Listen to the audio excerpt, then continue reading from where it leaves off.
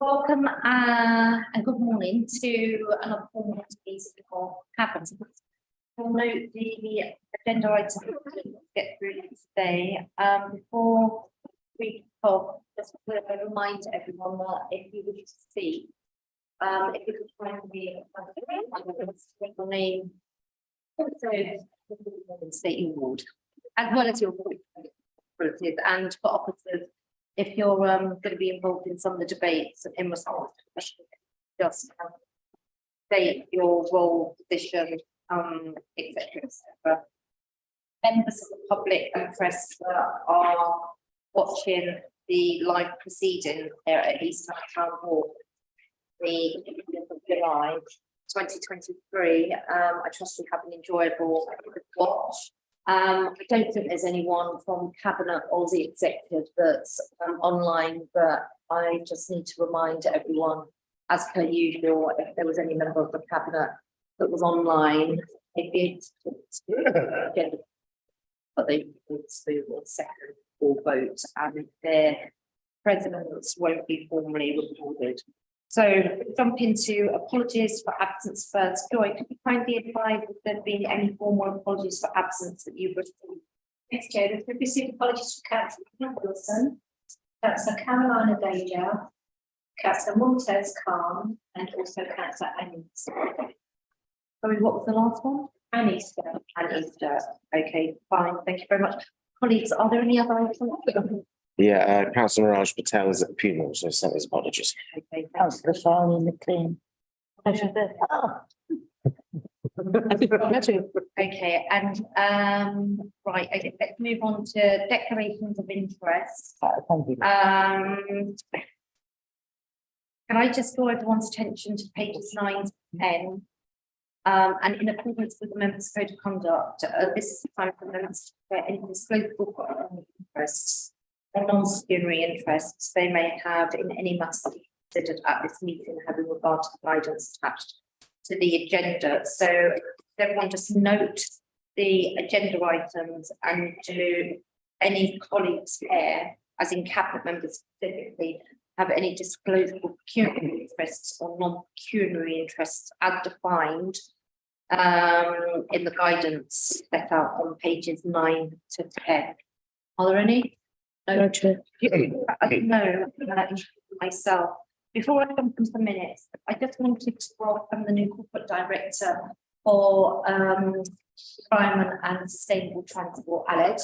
Welcome. This is your first Cabinet meeting, and wanted to just formally and publicly welcome you to the new council. Looking forward to working with you. Right, so we're moving on to minutes that are covered off on pages 11 to 20.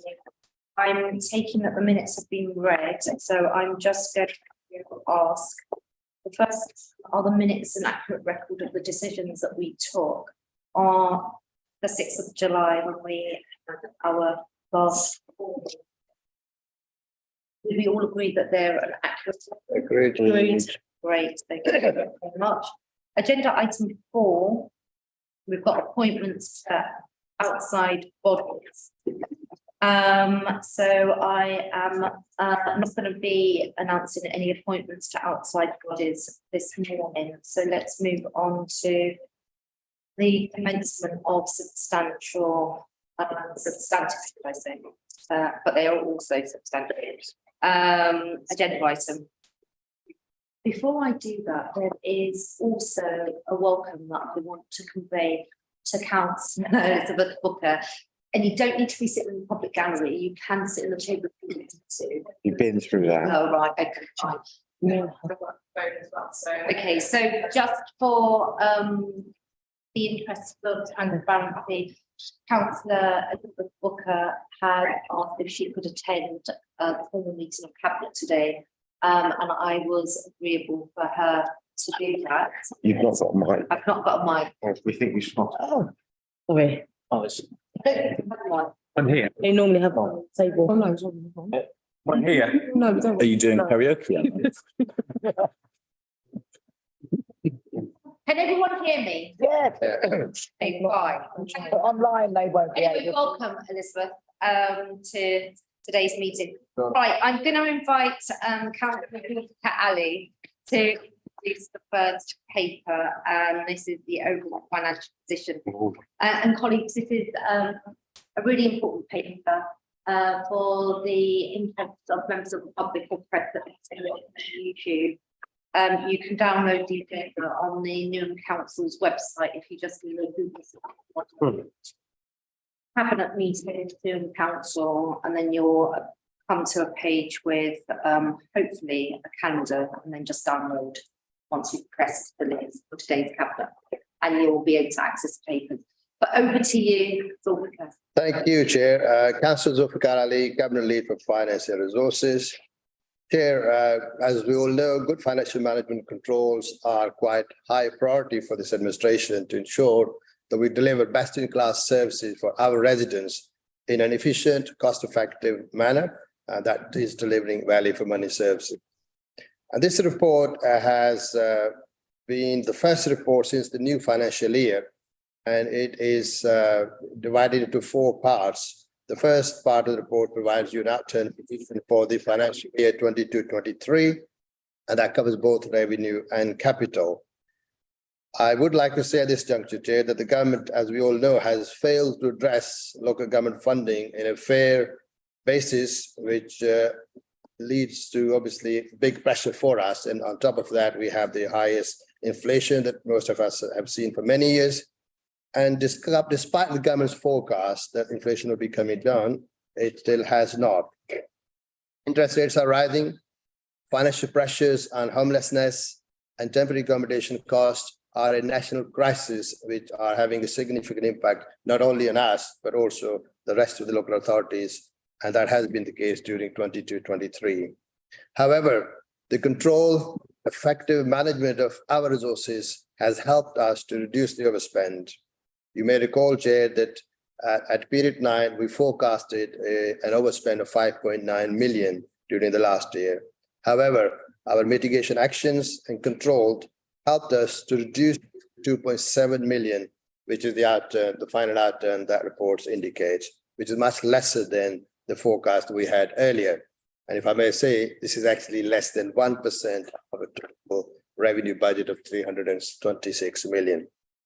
And at this junction, Chair, I would like to stress here that government has taken no responsibility for funding TA costs to deal with this national crisis.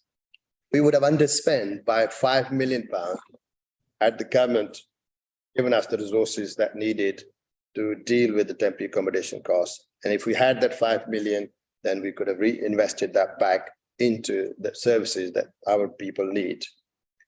I thank the Mayor, the Cabinet, our CMT colleagues, and all staff across the Council for their due diligence and hard work, which helped us to achieve this. And this is, in my view, a clear demonstration of a one council approach. Chair, the report also provides a Q1 budget monitoring forecast. And we need to consider, as I said earlier, the impact of high inflation, increased cost of living, and that is a crisis, high interest rates, which are causing us to pay more for the services that we deliver. And there's continued financial pressure due to the temporary accommodation costs, and that is high housing demand, yet reducing supply. Recognizing these pressures, we have instigated early financial management interventions to ensure we look at all our budgets very closely for effective control and to deliver value for money. At this stage, Chair, expected overspend for 23-24 is £8.2 million. We maintain our commitment to add 4 million in the reserves, as we did agreed last year, and that will continue subsequently 3 million in subsequent years. At the same time, we do have a good track record, and we will continue to look at all options to reduce overspend. In addition to the management action and intervention we are looking at, we're also taking every opportunity to reduce accommodation costs through other opportunities and options across the board to make sure that we are having a maximum impact on reducing these costs as possible.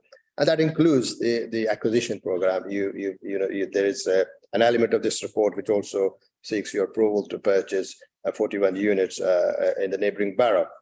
This is such a pandemic, if I can call it that, is that, for example, the Enfield Council has already declared a £20 million overspend as a result of the temporary accommodation cost.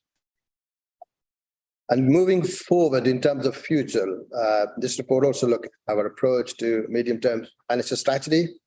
It's not an easy task because the number of factors which are unknown and there are a number of uncertainties, pressure on TA costs, as I said earlier. The government also continues to fail to provide stability and clarity about its financial settlement to local government. I do recall Michael Gove saying 2 years ago that they're looking to see whether they could change the local settlement from one yearly basis to 2 yearly basis, but unfortunately, we still have not seen anything. However, despite these uncertainties, we'll continue to work hard to implement sound and robust financial management and use the best information available to us to make assumptions for our MTFS. As I said earlier, we are doing all we can to reduce temporary accommodation costs, accelerating our acquisition program.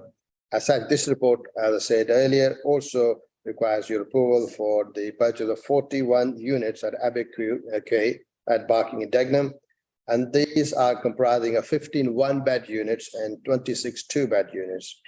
And this will help us to reduce the homelessness and the TA costs as some degree of mitigation. Clearly, the problem is much worse than we have anticipated. And I, with those words, Chair, recommend this report, and I'll invite Conrad Hall, our Corporate Director of Finance Resources, to add whatever you would like. Thank you very much, Conrad. Thank you. Those watching, my name is Conrad Hall. I'm the Council's Corporate Director of Resources and Statutory Chief Finance Officer, sometimes referred to as the Council Section 151 Officer. Council Ali has set out the report. I think it's important that I emphasise that these are clearly very challenging financial times for the local government sector as a whole. We're waiting for the picture to emerge across London, but certainly anecdotally speaking to colleagues, the significant challenges that we face seem to be replicated in many other London boroughs. And there are three things above all, I think, driving that. Temporary accommodation and the costs of that, which increasingly is becoming difficult to describe as anything other than national policy failure. Chronic underfunding of social care for the local government sector, and the short-term funding arrangements that the sector is having to deal with instead of longer-term financial planning. But the situation that we face, though challenging, I think is very similar to that of many other local authorities, but clearly deal with what we face. And as the report, as Councillor Ali has explained, we face an overspend forecast at some £8 million for the current financial year, driven by two or three principal factors. Temporary accommodation, I have mentioned. Well, although the forecast overspend is £2 million, it's important that I highlight for you paragraph 5.1 of Appendix 2 of the report that sets out the significant risks that may worsen if the plans that we have in place are not successful, and that includes substantial number of acquisitions, all of which are done according to sensible financial metrics, but it is important to emphasise the scale of the challenge we face in temporary accommodation cannot buy our way out of it alone. I think it is also important to highlight the risks on social care, particularly on the adult social care side. Point has been raised, and I think it's important that I address it. To what extent should these pressures have been anticipated in the budget that was set only 4 or 5 months ago? And I think there are 2 points in there that I would highlight in particular. Clearly, a number of the financial pressures we face are due to inflation. Knew about inflation during crisis, February, and indeed well before February. Like many other local authorities, and I maintain a sensible position. We adopted the Bank of England forecast in respect to inflation on that. It is well known inflation has stayed higher and longer, and that is in part what is driving the costs that we face. Although yesterday's news that may start to see the corner turning on that. The other point that I would really emphasise on temporary accommodation, again, we knew that there were significant pressures there. Did not factor in the 30% increase in some of the rates we're having to pay. As you would expect, in view of those financial pressures, we've imposed a number of financial controls across the organisation. For example, recruitment freezes, view of contracts and new contracts, overtime expenditure and so on. And as in previous years, we will work hard to get that overspend down. However, that is merely the in-year position. And I think it is really important to emphasise that, challenging though that is, the challenge for next year, 24-25, and indeed beyond, looks even more difficult. And the report in Appendix 3 sets out our current estimate of the scale of the gap next year, of the order of £25 million. And indeed, I would highlight paragraph 1.4 of that appendix. Figure may indeed be considerably higher. We just don't have the information from yet to accurately. But if I may try and sort of set that out for context, at £25 million, council's pay bill is approximately £150 million. So you can see the impact that delivering savings of that order would have, whether those everybody's are found from. I think again I would highlight paragraph 1.5 of that appendix, where a state without realistic funding for the local government sector, it looks very challenging. And that is not a Newham issue, that is a local. Finally, I think it's important that I address the rumour that has been circulated, and indeed there was a question on it at full council last night.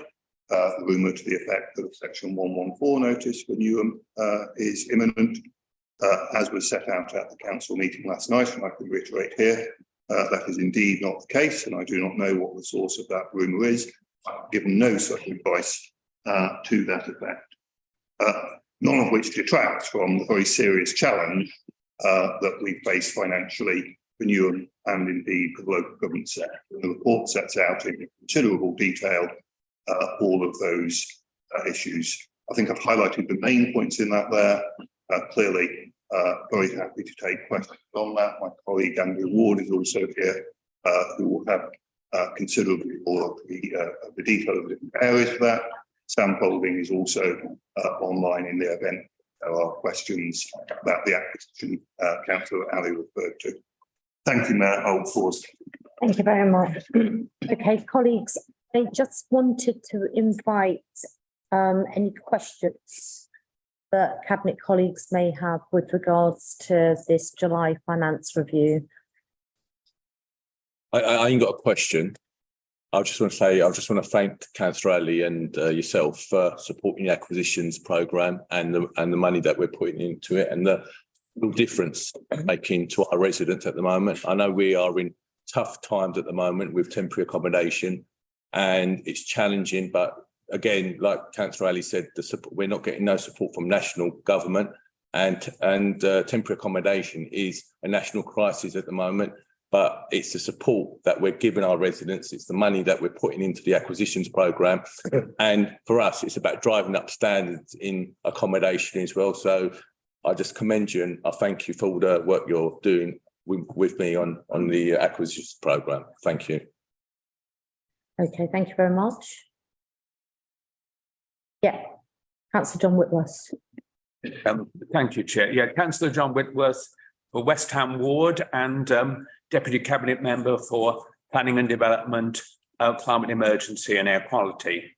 Yeah, we've heard that there's £8.2 million forecast overspend, and that an important factor in this is the temporary accommodation costs. It's just been highlighted. But so can we have a bit more information on what we're doing to mitigate the temporary accommodation costs? I'll make a start and invite colleagues from housing to see if they can support us. Clearly, as I said, this is a major cost which we never anticipated that we will incur. And the numbers of people who are going homeless are increasing. The cost of living has a big impact. The benefit system is not really working well to the benefit of our people. So we are trying to do everything we can. And as I said, acquisition program is one of the factor that we are trying to accelerate to make sure that we buy as many property as we can to reduce the financial impact of temporary accommodation costs. In addition, I'm aware that housing colleagues are working extremely hard to support tenants whilst they're still within the same tenancy. And at the same time, a lot of work is going into prevention so that we support people before they are actually evicted or given a notice to the court. But I'll invite colleagues from House Shab, or if Darren is around, perhaps they could add some further light to it. What I would also say, we are working with landlords that are looking to sell as well. So we are buying those properties. And I think one of the, in some cases, we're trying to keep tenants in those properties. So if they are new tenants and they're on our register, we are buying those properties or working to buy those properties off landlords as well. So we've got a really ambitious program as well around that. Thank you. Chair, if I could just perhaps add to what's been said there, and my colleague Andy Ward may wish to come in as well. I agree with all of that, of course. Council has a sensible and responsible proposal to add to the housing stock by building more social housing, long-term activity, and by acquisitions in order to try and ensure that we have stock of investors. But it is important because the scale of the crisis, and I cannot think of any other word to describe it, the scale of the housing crisis that is being experienced, at least across London and the South East, is no programme we could fund that would resolve all of that. We cannot buy our way out of this one, and as Councillor actually the work done to support residents, to prevent homelessness is as important, if not more so, because of the scale of what we face is beyond the financial needs of any one local authority to deal with through acquisition. Further, the view of national intervention as well. This is not going to be one that local authorities in London can solve without further assistance. But the council is doing everything it can in order to try and offset those very significant questions. Right, thank you very much. I have Darlene McLean. Brilliant, thank you, Chair. Thanks for this report, Zulfi. I noticed that the 2022-23 outturn position was 2.7 million and it was forecasted to be 5.9. Can I ask what it was that you did to decrease that amount? It's a demonstration of excellent financial management and making sure that we treat the public funds as personal money, and every penny that we spend is accounted for to deliver value for money. And as Conrad said already, we've instigated a number of actions to ensure that we are spending money as wisely as possible. And those kind of controls were more about, the contractor, making sure we get value for money, the staff, system and processes to make sure that we are making those efficient in terms of getting value for money for contractors, and looking at, thinking more objectively to what we spend and how we spend it. Do we need to spend? Looking at, perhaps deferring certain actions if they're not needed to, and there are statutory responsibilities we have to comply with, but it's just be extra cautious, make sure that we are looking at everything we have. Then budgets are very, very historic, and this is an area that we are continually looking at to make sure we make them more efficient. So those, and thanks to officers for their extra hard work to make sure that they're being extra vigilant in those areas, and bring it down to from 5.9 to 2.7 is really good. I mean, it's within 1% of the overall budget of the council, and that's far better position than any other councils. So I'm indeed grateful to everyone, the cabinet leads as well as the officers, for getting us there. And let's hope then we maintain that track record. And even though we're now declaring 8.2 this stage in the current financial year, let's hope that we can bring it down, despite the fact that we have many challenges to. I'm going to bring in Andrew Ward because I know that you wanted to contribute. Andrew Ward, Director of Finance. So just to add to the council's response there, really, there was a concerted effort across the management team to find mitigations to bring the overspend down. Clearly, we've still had significant overspend, over £7 million just on the temporary accommodation budgets. The other budgets on aggregate underspent something like nearly approaching 5 million. So that's a lot of mitigations and efforts to achieve underspends on lots of budgets across the council.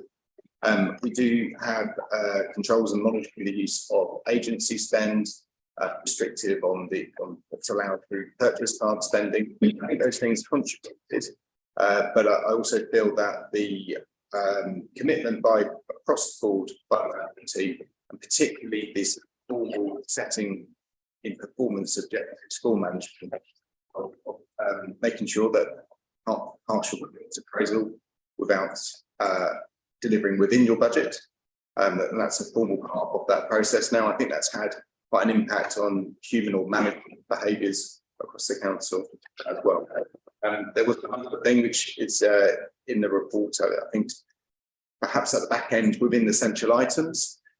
So we did see an improved position council on our general bad debt, and that was a sort of late thing, that's fine. The forecast a bit as well. That actually is a result of some improved performance in the collection of bad debts, collection of debts to prevent bad debts. And so that did have a material movement on as well. Apologies for not introducing myself before I spoke, Chair. Who are you? What's your name and where do you come from? Well, that's do, according to me. Come on. Oh, sorry, I'm councillor Charlotte McLean, cabinet member for resident engagement and resident experience. Thank you. Thank you very much. I've got councillor Sarah Ruiz. Yes, councillor Sarah Ruiz, Cabinet Lead for Children's Services. Think that we need to also understand that when the temporary accommodation budget is overspent, the knock-on effect that that has on other service departments cannot be underestimated. So for every family that finds themselves homeless and who have children, they then become brought to our attention in children's services. So, you know, and I don't deny that it's it is a national crisis, the housing situation, but you know, we are also a borough that doesn't get significant amount of money. We are at the moment, I think, nearing 2,000 asylum seekers and refugees, and although the Home Office fund their accommodation, they also then rely on council services. So you know, we are almost in a perfect storm, and I think that the amount of work that officers and members are currently putting in to reduce their budgets, it's not, I mean, it's hard and it's not easy. And children's services and adults probably account for 80% of the budget.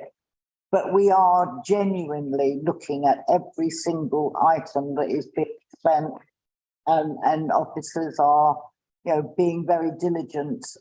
But I hope that we will get down, but we do need to recognise that sometimes it's not always going to be perfect. Okay, councillors, Colin McLean. Thank you. Oh, I've just messed that all up. Yeah. She's here twice now. Okay, no, she shape-shifted. Right. Colin C. Parkway, I am so sorry to both of you. It's all right, Satish is here twice as well. See? Let's not go there. Let's not go there. Okay, councillor Colin Lee Parkway, housing needs, homelessness and private rented sector.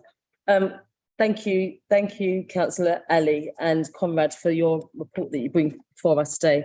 I think it would be remiss of me not to speak to some of the items on here, but I do just want to make a couple of points, as you know, it's my right to do so.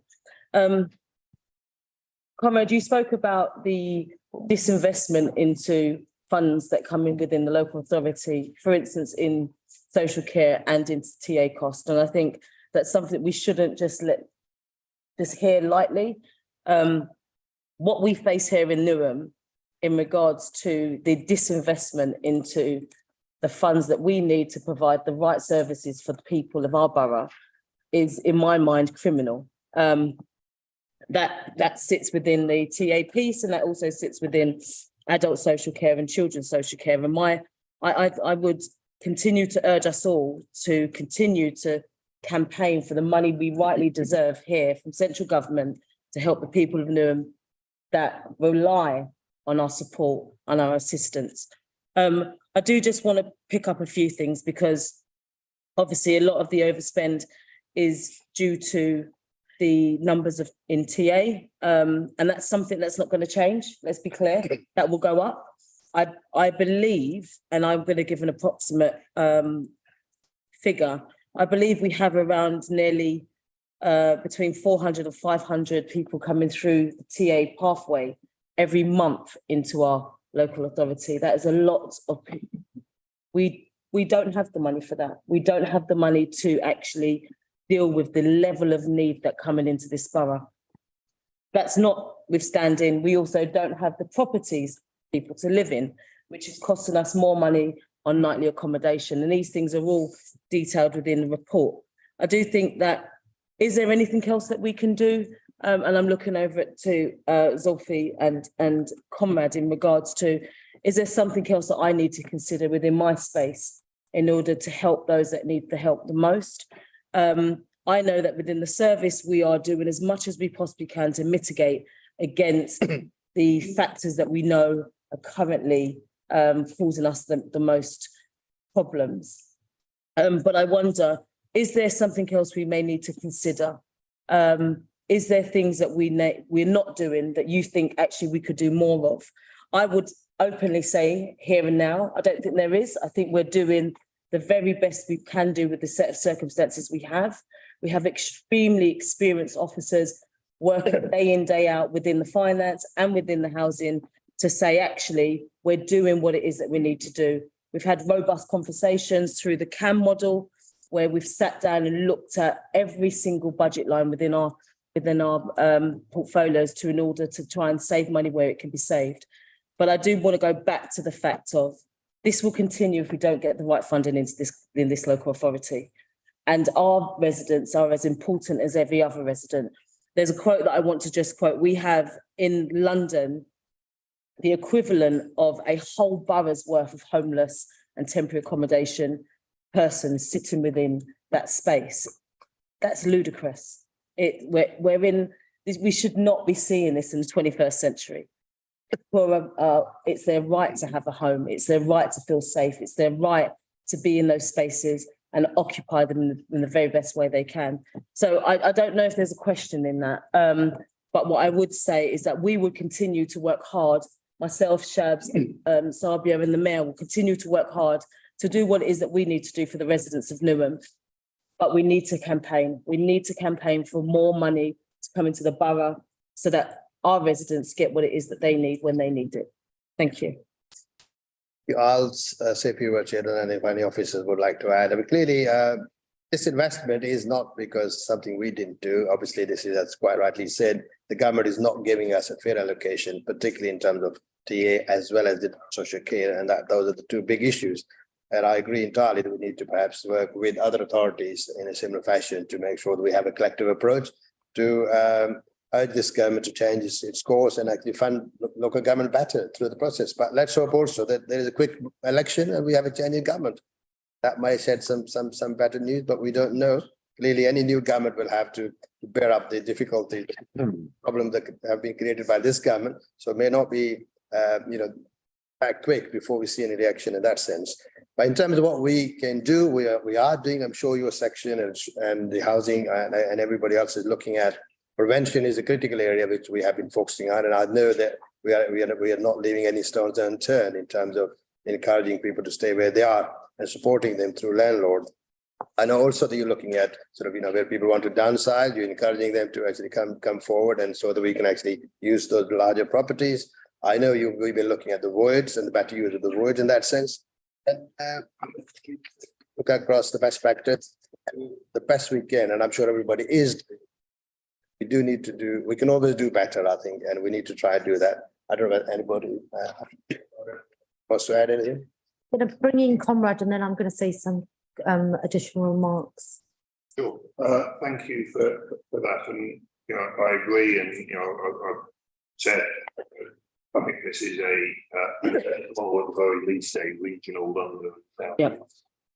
crisis. Clearly, we need to continue to do what we can to appropriate funding from government, including changes to local town allowance rates, which are part of the problem here. And I highlight for you in the report, and it's at paragraph 5.1, I think, 5.2, apology, and 3, reference to the London Council's report that highlights, in considerable detail, all of the supply issues. I do feel like I need to sort of reiterate a couple of things that I said earlier, and it gives me no pleasure to say these. Clearly, there is a limit to how much we can do for our acquisitions program. It is already very ambitious, but the scale of the problem is such that alone cannot be the solution. We cannot find our way entirely with this challenge.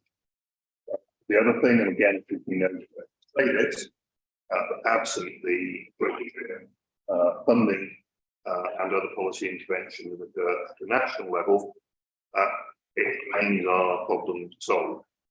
And I'm afraid that the challenging and difficult group like arithmetic of this is that to the extent that we can't mitigate the pressures on temporary accommodation, we will have to look at other budgets and make savings there to offset that in order to keep the council's overall financial position sustainable. It gives me no pleasure to say that, but that is simply the situation.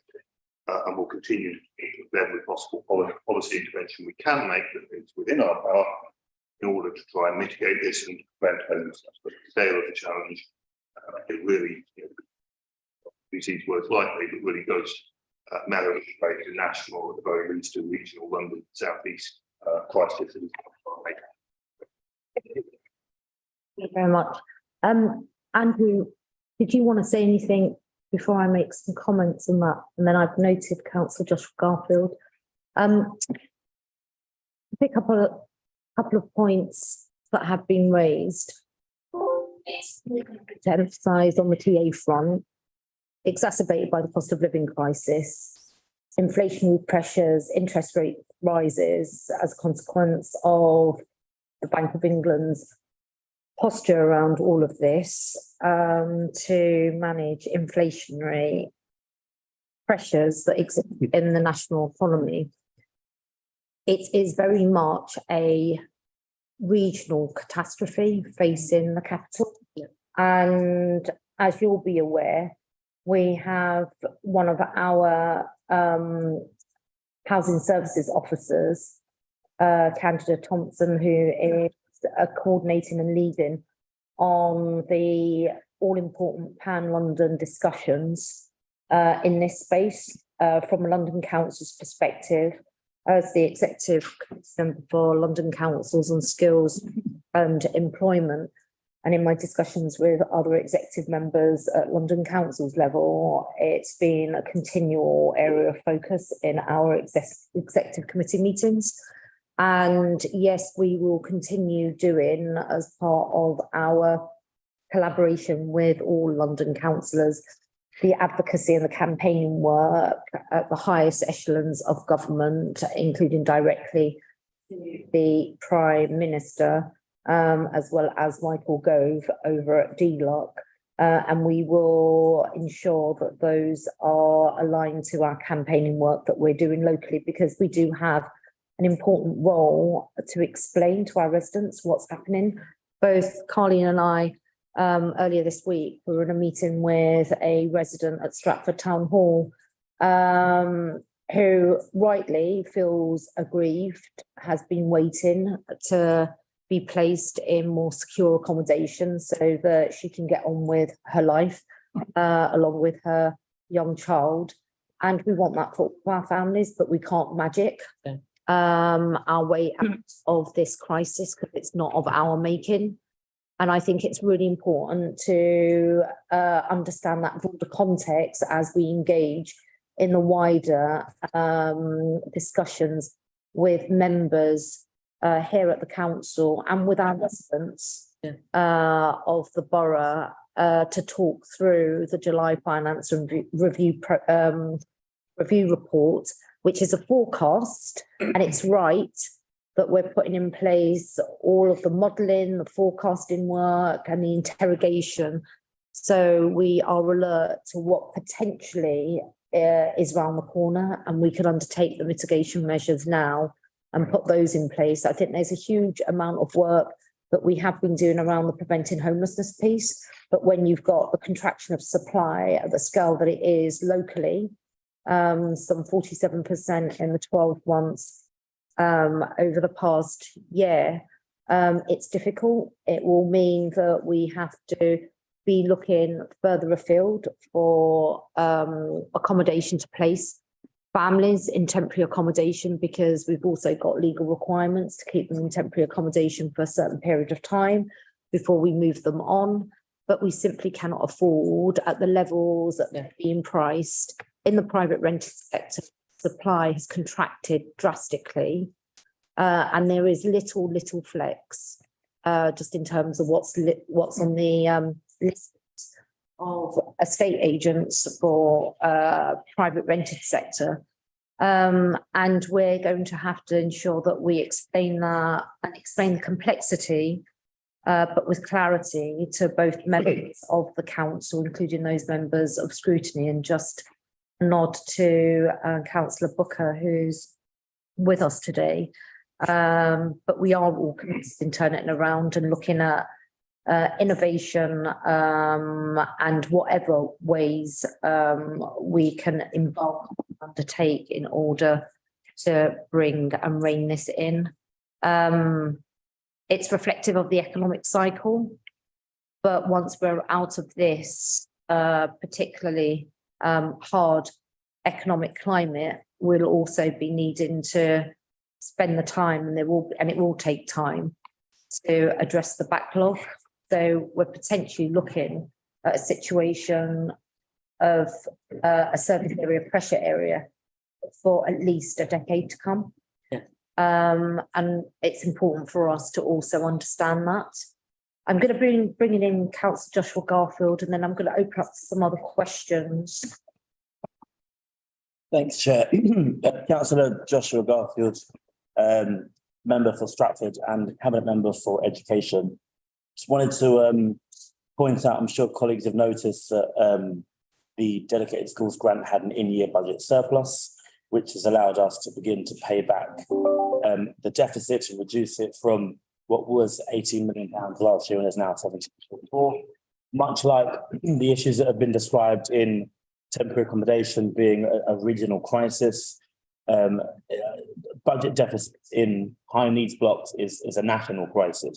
And there are local authorities across the country with budget deficits far higher than ours. And as a result of this, the Department for Education for a number of years has set in place a ring fence that allows for that budget to be in deficit while we work to reduce it. We understand the need to reduce it. And I think, as Councillor Ali and Conrad alluded to, while the crisis is national, the responsibility to solve it is ours. And that is why we're working to reduce that deficit. And that there's some good news in there, but we are going to be in a position where we have to bring that number down to zero within the next 4 years, most likely. It's possible that the national government might extend the ring fence. That seems to be the mood among the sector, but we can't rely on that.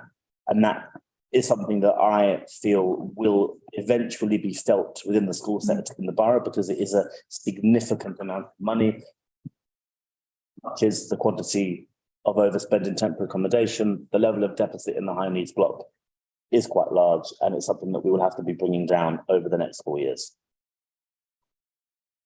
That's fine, and I think that is clearly an issue for us effectively as well, and therefore I'm sure that I'm pleased to see that we have reduced the last year's spend, which will offset the overall deficit to bring it down, but this is a substantial amount that we need to look at, and I think collectively we need to look at an action plan to see how we can address those if the 4-year deadline is not going to be extended, because 17 million over 4 years is still a lot of money.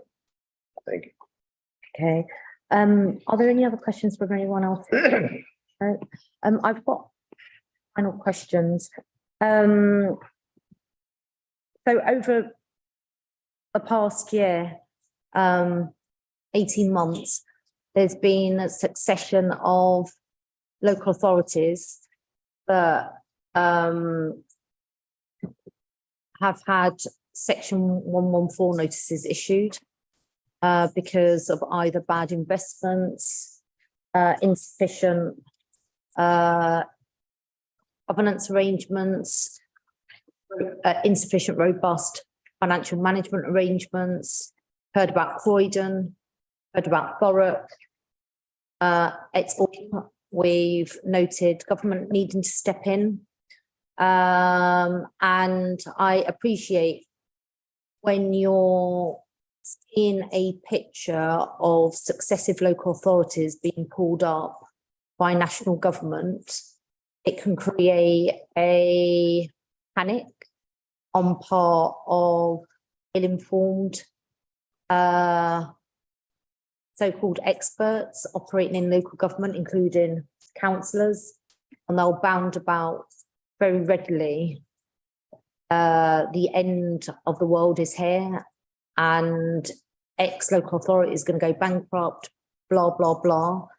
And unsurprisingly, it's something that we've had to contend with locally.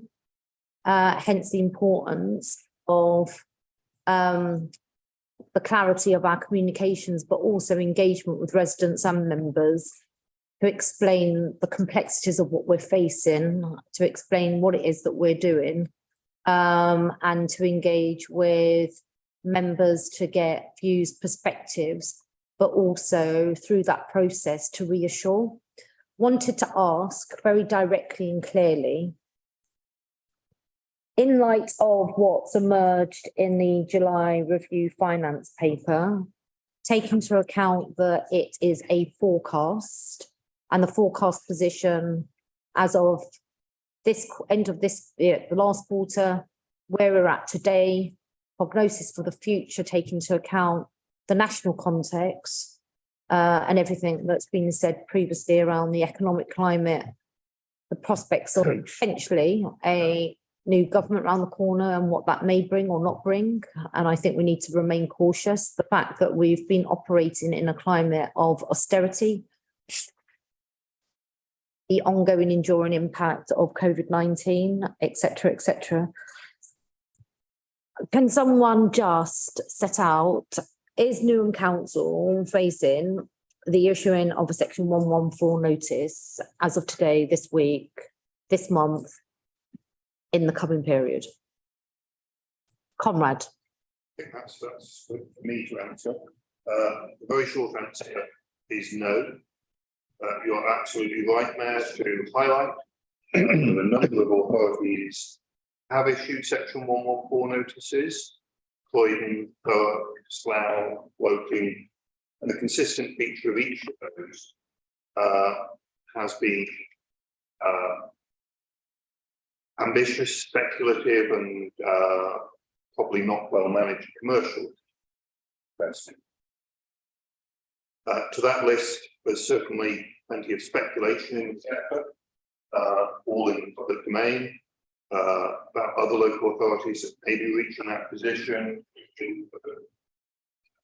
Hastings, for example, I've seen speculation in respect to each of those, and indeed rightly described as the largest local challenge. It's certainly is not in that position, but I do not in any way wish to underplay the scale of the challenge. I think the council has an excellent record over the last 4 years, rising two budget challenges, fronting what I entirely understand are challenging political decisions. And with that continued discipline, we will ensure that does not reach. Cannot underestimate or understate the scale of the challenge that we face, and indeed the report right. Not just the forecast, but the various pressures we are under, and the way that added to it, for example, at the temporary accommodation situation. That is why we take such a full and comprehensive report to the meeting. It will also be looked at detail, I'm sure, tonight the meeting of the Review and Scrutiny Committee, and it is that full transparent reporting that is being held to account for it, but it's one of the most important things of ensuring that does not get into the difficulties that others have. And so, you know, to finish, you know, and somebody despite rumours which have no foundation, actually is not in that position of a Section 114 notice, nor will it be, provided we maintain that transparent approach to our finances, provided we maintain that financial discipline, provided we maintain the realistic appraisal, which I fully appreciate are challenging political choices. Thank you very much. I'm also at this juncture going to pass over to Colin Ansell, our interim chief executive, to add. Yeah, thank you very much, Chair. And as Conrad has outlined, there are many local authorities across the country, and as part of the narrative that we've heard here this morning, that are under significant financial pressure. There are a range of different reasons as to why those local authorities are going into Section 114 territory as Section 151 as outlined. There is no need at this moment in time to even be considered Section 114 notice, as Conrad's outlined. But I think there are wider issues that we need to consider. We've heard across the piece today the discussions around temporary accommodation, both at a sort of London level, but also at a national level, the work that we're having to do to combat that.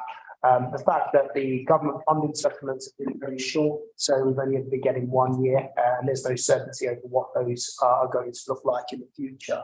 All of that creates a level of uncertainty. However, as an organisation, both in the last year where we spoke about the improved position around the overspend and the work that we had to do to reduce that, all of the organisations come together to really make sure that we are being extremely diligent on every last penny and pound that's being spent in the organisation, that's being spent in the right way.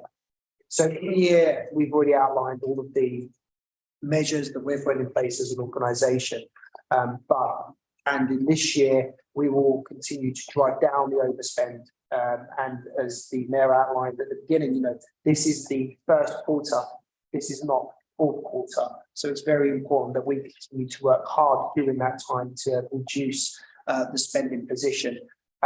But for the later years, it is also therefore really important that we're very clear about what that gap is and how we're going to make sure we furnish that gap, as Conrad's outlined. Whilst there is speculation in terms of what that financial position should work out as an organisation, we need to be working on that now so that we're very clearly putting ourselves on the best footing as we move forward. So I think that the position around the 114 is absolutely clear. We're not in that space at all, but we need to really acknowledge the seriousness of the financial position that both local government in general finds itself in, but at a local level, what we're going to need to do to make sure we continue the financial sustainability of our council in the future. Yeah, perhaps I could just add one more really important context. As part of ordinary routine treasury management, local authorities lend money short term to ordinary routine. We keep a careful review who we will lend money to. So local authorities declare or notice wouldn't want to be split to 10% of the sector that are now no longer on our lend. I think that just emphasises the scale of the challenge for the local authority sector. Challenging as these issues are, it's not just a huge. Yeah. Thank you very much. We have a member of the press here, and I trust that that will be accurately completed, because it is important for people to know actually what the true, accurate position is, and that doesn't mean that we're blind to the challenges that lie ahead. But I also just want to say this by way of conclusion on this agenda item, because we have to move on to other papers. As a committed team of individuals and representatives that are driven by purpose of this administration that I lead. As we advance our plans and our agenda to build a fairer Newham, we will work through the challenges as we have done all challenges that we have faced since we stepped into office in 2018. And especially so during this time of crisis, national crisis, because of the cost of living. And in response to the promises that we made back in May 2022, when we were re-endorsed and we have a democratic mandate to deliver what we're going to do. And that will require different ways of working, optimising every penny and pound. And please be assured, and this is a message to cabinet members, that all of us will be yet rightly scrutinised by members and members of the public. And yes, we will be probing each other, but ultimately, myself, along with the cabinet member for finance and resources, the section 151 officer and the chief executive will be making sure that we steer this ship, that we remain financially solvent, that we have robust financial management and discipline in place, and that we continue with our agenda of transforming Newham, and that includes transforming the organisation so that we're using public money well to achieve the outcomes we want to see, have committed to. So I'm now going to be moving on to the recommendation. It's page number 25.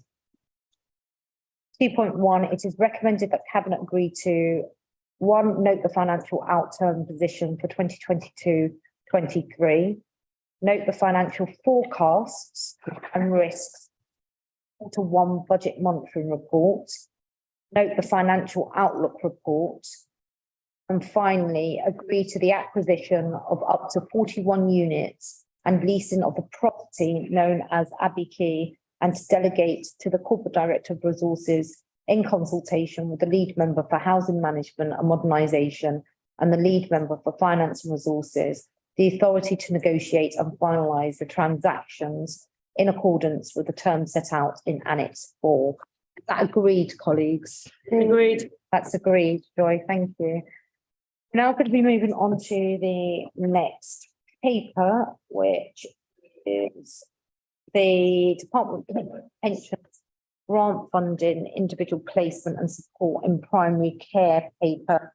I'm going to just do some introductory remarks, and then I'm going to be inviting relevant officers to make some additional commentary. So, colleagues, in essence, this is a good piece of news. We're in line to receive £626,213 grant funding from the Department of Work and Pensions, which will help us target provision and support with regards to employment to a often minoritized and excluded group from the labour market, primarily those residents living locally with mental and physical health conditions or disabilities.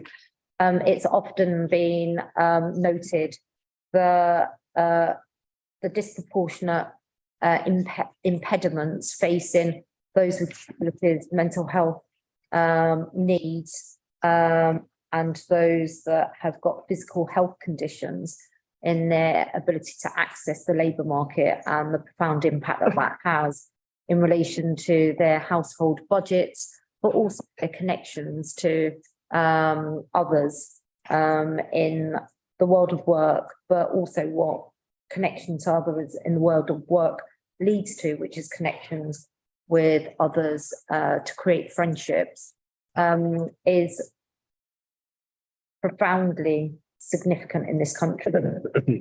Exclusion from the labour market across these cohorts of residents, voters, people in this country is significant, it's huge.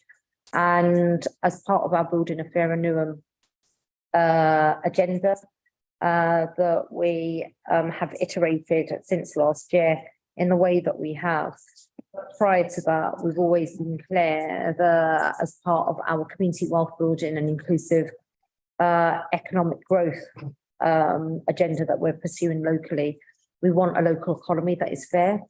The Al Noom service works brilliantly in upskilling, enabling and supporting people to identify skills, acquisitions and job opportunities.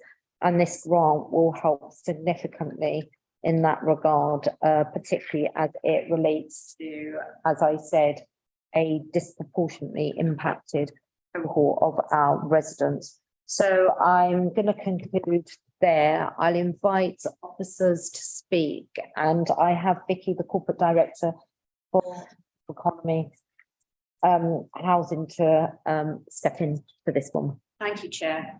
Yes, just to introduce myself again, I'm Vicky Clark. I'm the Interim Corporate Director for Inclusive Economy and Housing Delivery.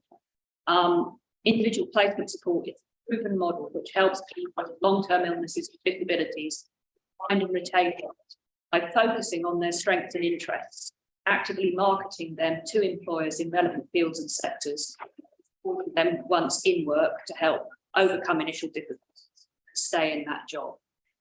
As the Mayor's mentioned, people with long-term illnesses and disabilities do suffer disproportionately from being unemployed, and paragraph 3.4 of the report highlights the lower employment rate for the sector at 53.8%.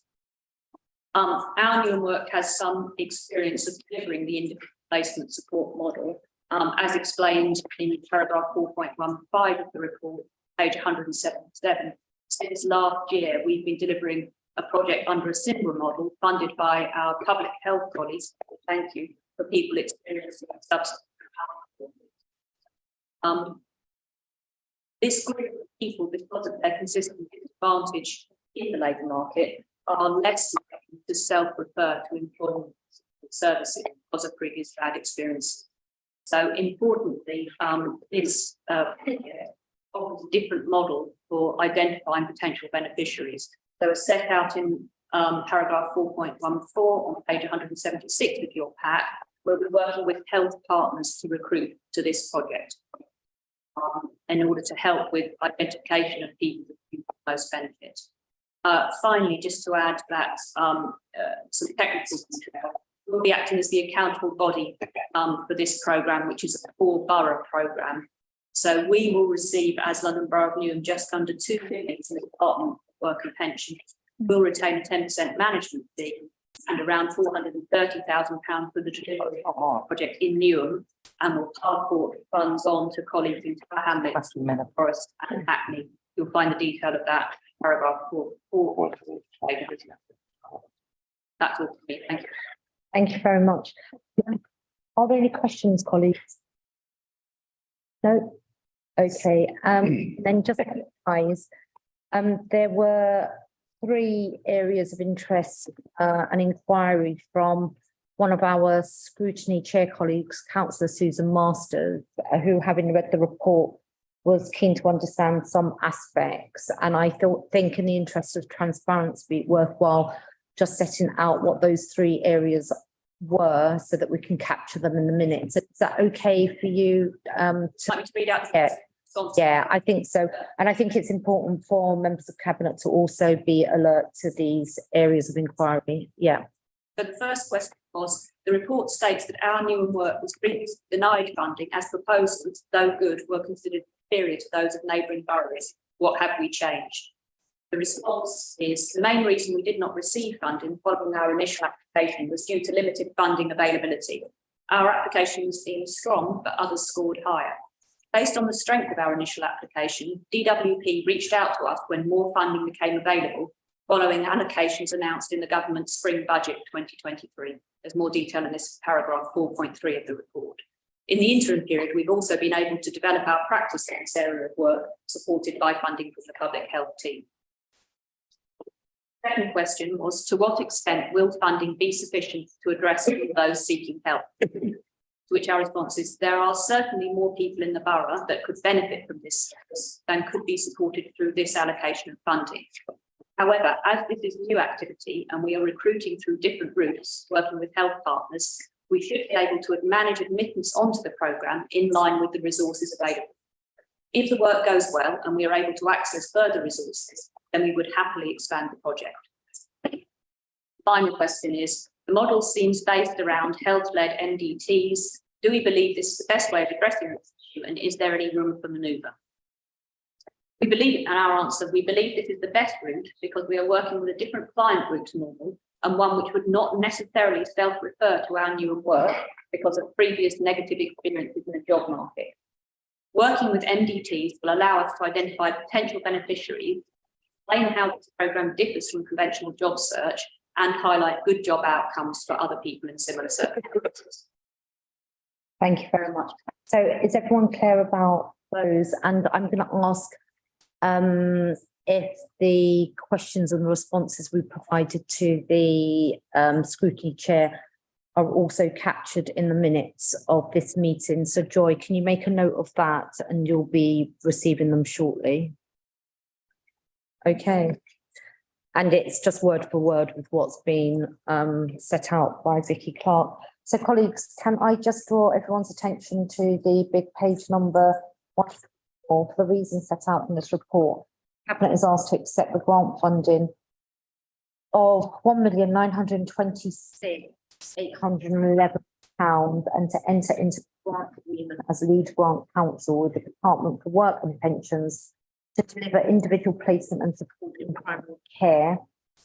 B, accept £626,213 grant for the council.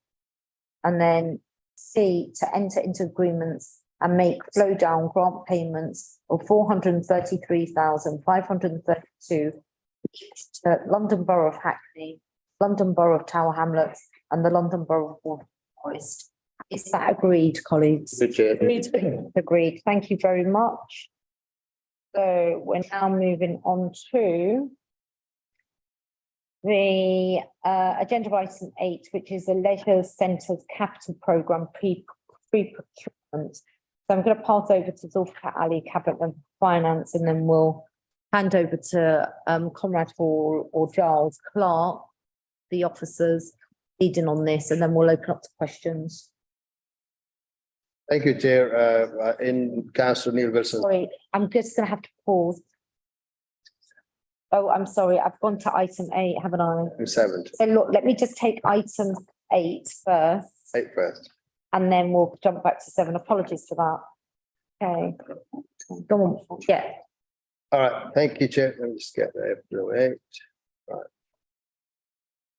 Chair, Leisure Centre plays a vital role in delivering our health and well-being strategy and help residents to benefit from the council services. Most of our infrastructure is quite old, except Alton Road, which itself is 80 years old, and all buildings of this nature do require maintenance, whether it's capital revenue throughout the life. The maintenance agreements normally last for 2 years. So because of the excessive use, etc., we do need to maintain these properties to continue the services that they're providing. So this report highlights the need to maintain, upgrade, and essential replacement work at various leisure centres, and the type of works include disposal, removal, installation of various mechanical and electrical items such as heat pumps, swimming pool pumps, ventilation ducting, and LED lighting. There is also included replacement of air handling system at the Newham and East Ham Leisure Centre. We also need to convert existing battery-operated emergency lighting system to a fixed wire system at East Ham Leisure Centre. The report seeks pre-procurement cabinet approval to tender a contract to undertake the capital works. And the proposal is to include all works in one contract so that we can achieve economies of scale and better value for money. And may I say that the funding for this work are already in the capital program. I ask the cabinet to approve the recommendation as set out in section 2 of the report. Okay. Yeah. Right. Conrad? Charles? Nothing to add, Chair. Sam Holding is online if required. This report is merely requesting permission to tender for essential works to leisure centres. Normally, as will be expected, early when tenders come back, that will delegating with the authority. The school doing it, go out to tender or to anticipated fee. Okay. Right. Any questions, colleagues? Nope. Right, I'm going to move on to the recommendations, big page number 205. For the reasons set out in the report, Cabinet is recommended to agree 2.1.2, the approval to commence a tendering exercise to procure a contractor to undertake the capital works at Newham, East Ham and Atherton Leisure Centres at the value of approximately £4 million via construction online. And 2.1.3 to approve the delegation of award of contract to the Corporate Director of Resources in consultation with Cabinet Member for Finance. Is that agreed? Agreed. That's agreed. Right, now we're jumping back to agenda item 7 and apologies for the confusion. This is the GP Public Health and Prevention Services proposal for contract award. Now, colleagues, you'll be aware that Councillor Neil Wilson, who's the Cabinet Member for Health and Adult Social Care, isn't here today. He's given his apologies. So I am going to be inviting Councillor Zulfikar Ali, who's providing some cover, and then I'll be bringing in for some of the specific details our interim corporate director for Health and Adult Social Care, Jason Strelitz. So do you want to just do a quick introduction? Thank you, Chair. This report recommends approval of a direct award of contract to public health, Newham Health Collaborative for public health services in Newham, which are provided through the GP network in Newham. If approved, the contract will be for a period of 3 + 2 years and will commence on 1st of October 2023. The recommendation is to award a direct contract. The background, this contract was awarded to this Newham Health Collaborative back in 2018 through direct award process, and the scope of the services has been extremely well covered. They've met the targets and in fact exceeded the targets in the past.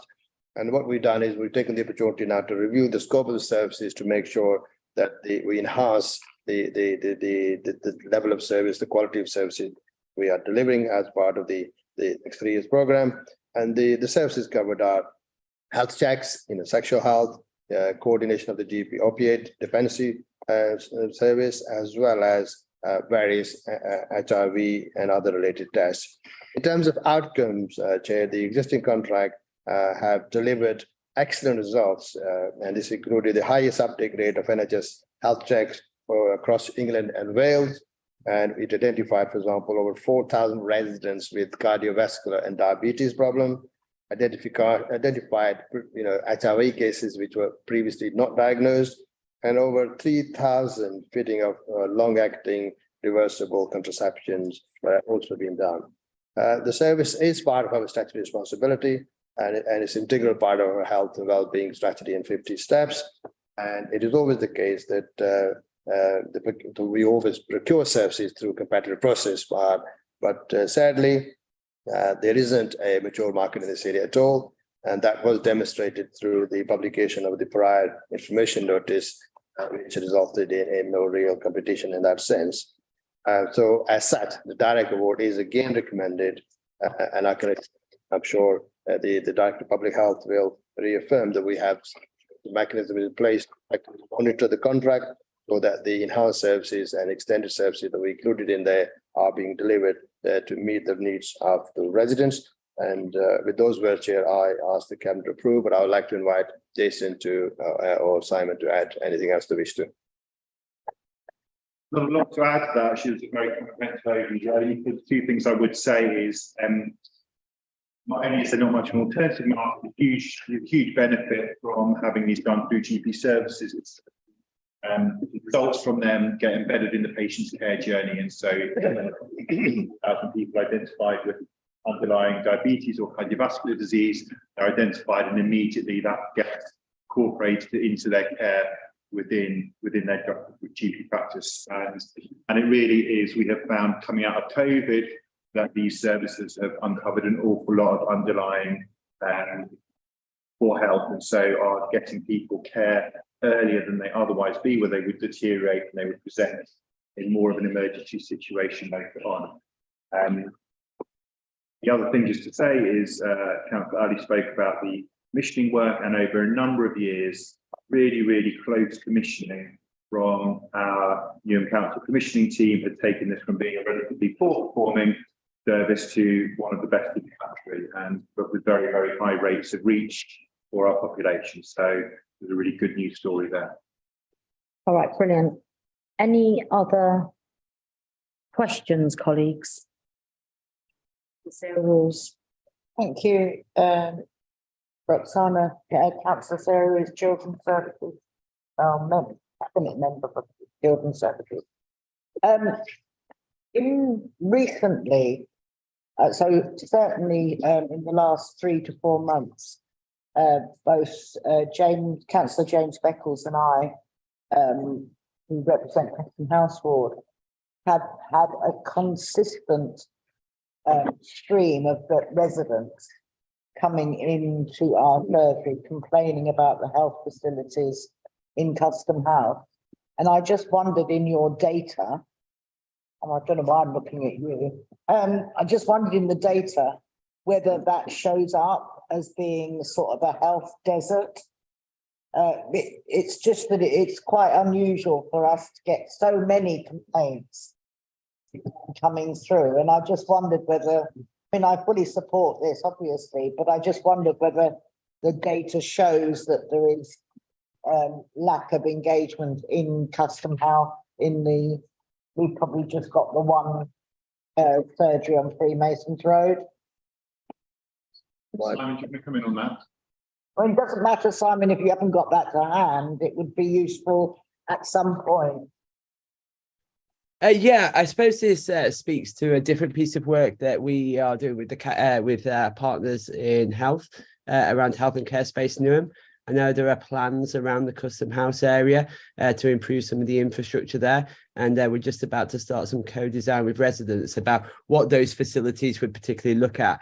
This contract would be included within that, so health checks and various things would be delivered through any new service. But yeah, I'm happy to pick that up offline and discuss some of the particular health requirements of that community. Thank you, Simon.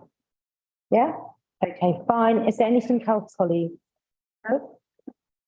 All right, so we're going to be going to the recommendations. Reasons set out in the report and its appendices. Cabinet is recommended to agree. 2.1.1, a waiver of the council's contract standing order 8.1, requiring a full market tender because GPs are the only provider in the market able to deliver these services to the required standard. 2.1.2, following the publication of a notice, that's spelled BEAT notice, 10-day standstill period, collaborative, to provide key public health services by GPs in Newham up to a maximum value of £4,886,250 over 3 + 2 year contract. Start date is the 1st of October 2023. 2.1.3, delegate authority to the corporate director for adults and health in consultation with the lead member to agree extensions and or any annual charges to payments or work packages. This charges even. To agree extensions and or any annual charges to payments, changes? Changes, yeah, to payments or work packages. This would be for the length of the contract as described in recommendation 2.1.2. Is that agreed to everyone? Agreed. Agreed, Joy, thank you. Right, now we're moving on to the next agenda item, which is agenda item 9. We've concluded agenda item 8. This is the proposed Canning Town Leisure Centre. Again, in light of Councillor Neil Wilson not being here, I'm going to be inviting Councillor Zulfikar Ali, and then I'm going to say a few bits on this by way of some introductory remarks. before we pass it over to Jason Strelitz and Sam Fording, if he's around.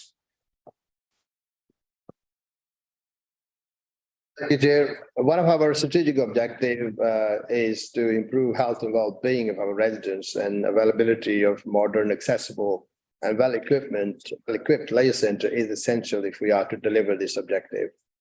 We have, as we discussed earlier in the report about the maintenance of the leisure centres, we have aging leisure centres, and these assets are pretty well underserved in terms of population needs. And we do need to look at improving the participation rates in sports and fitness activities.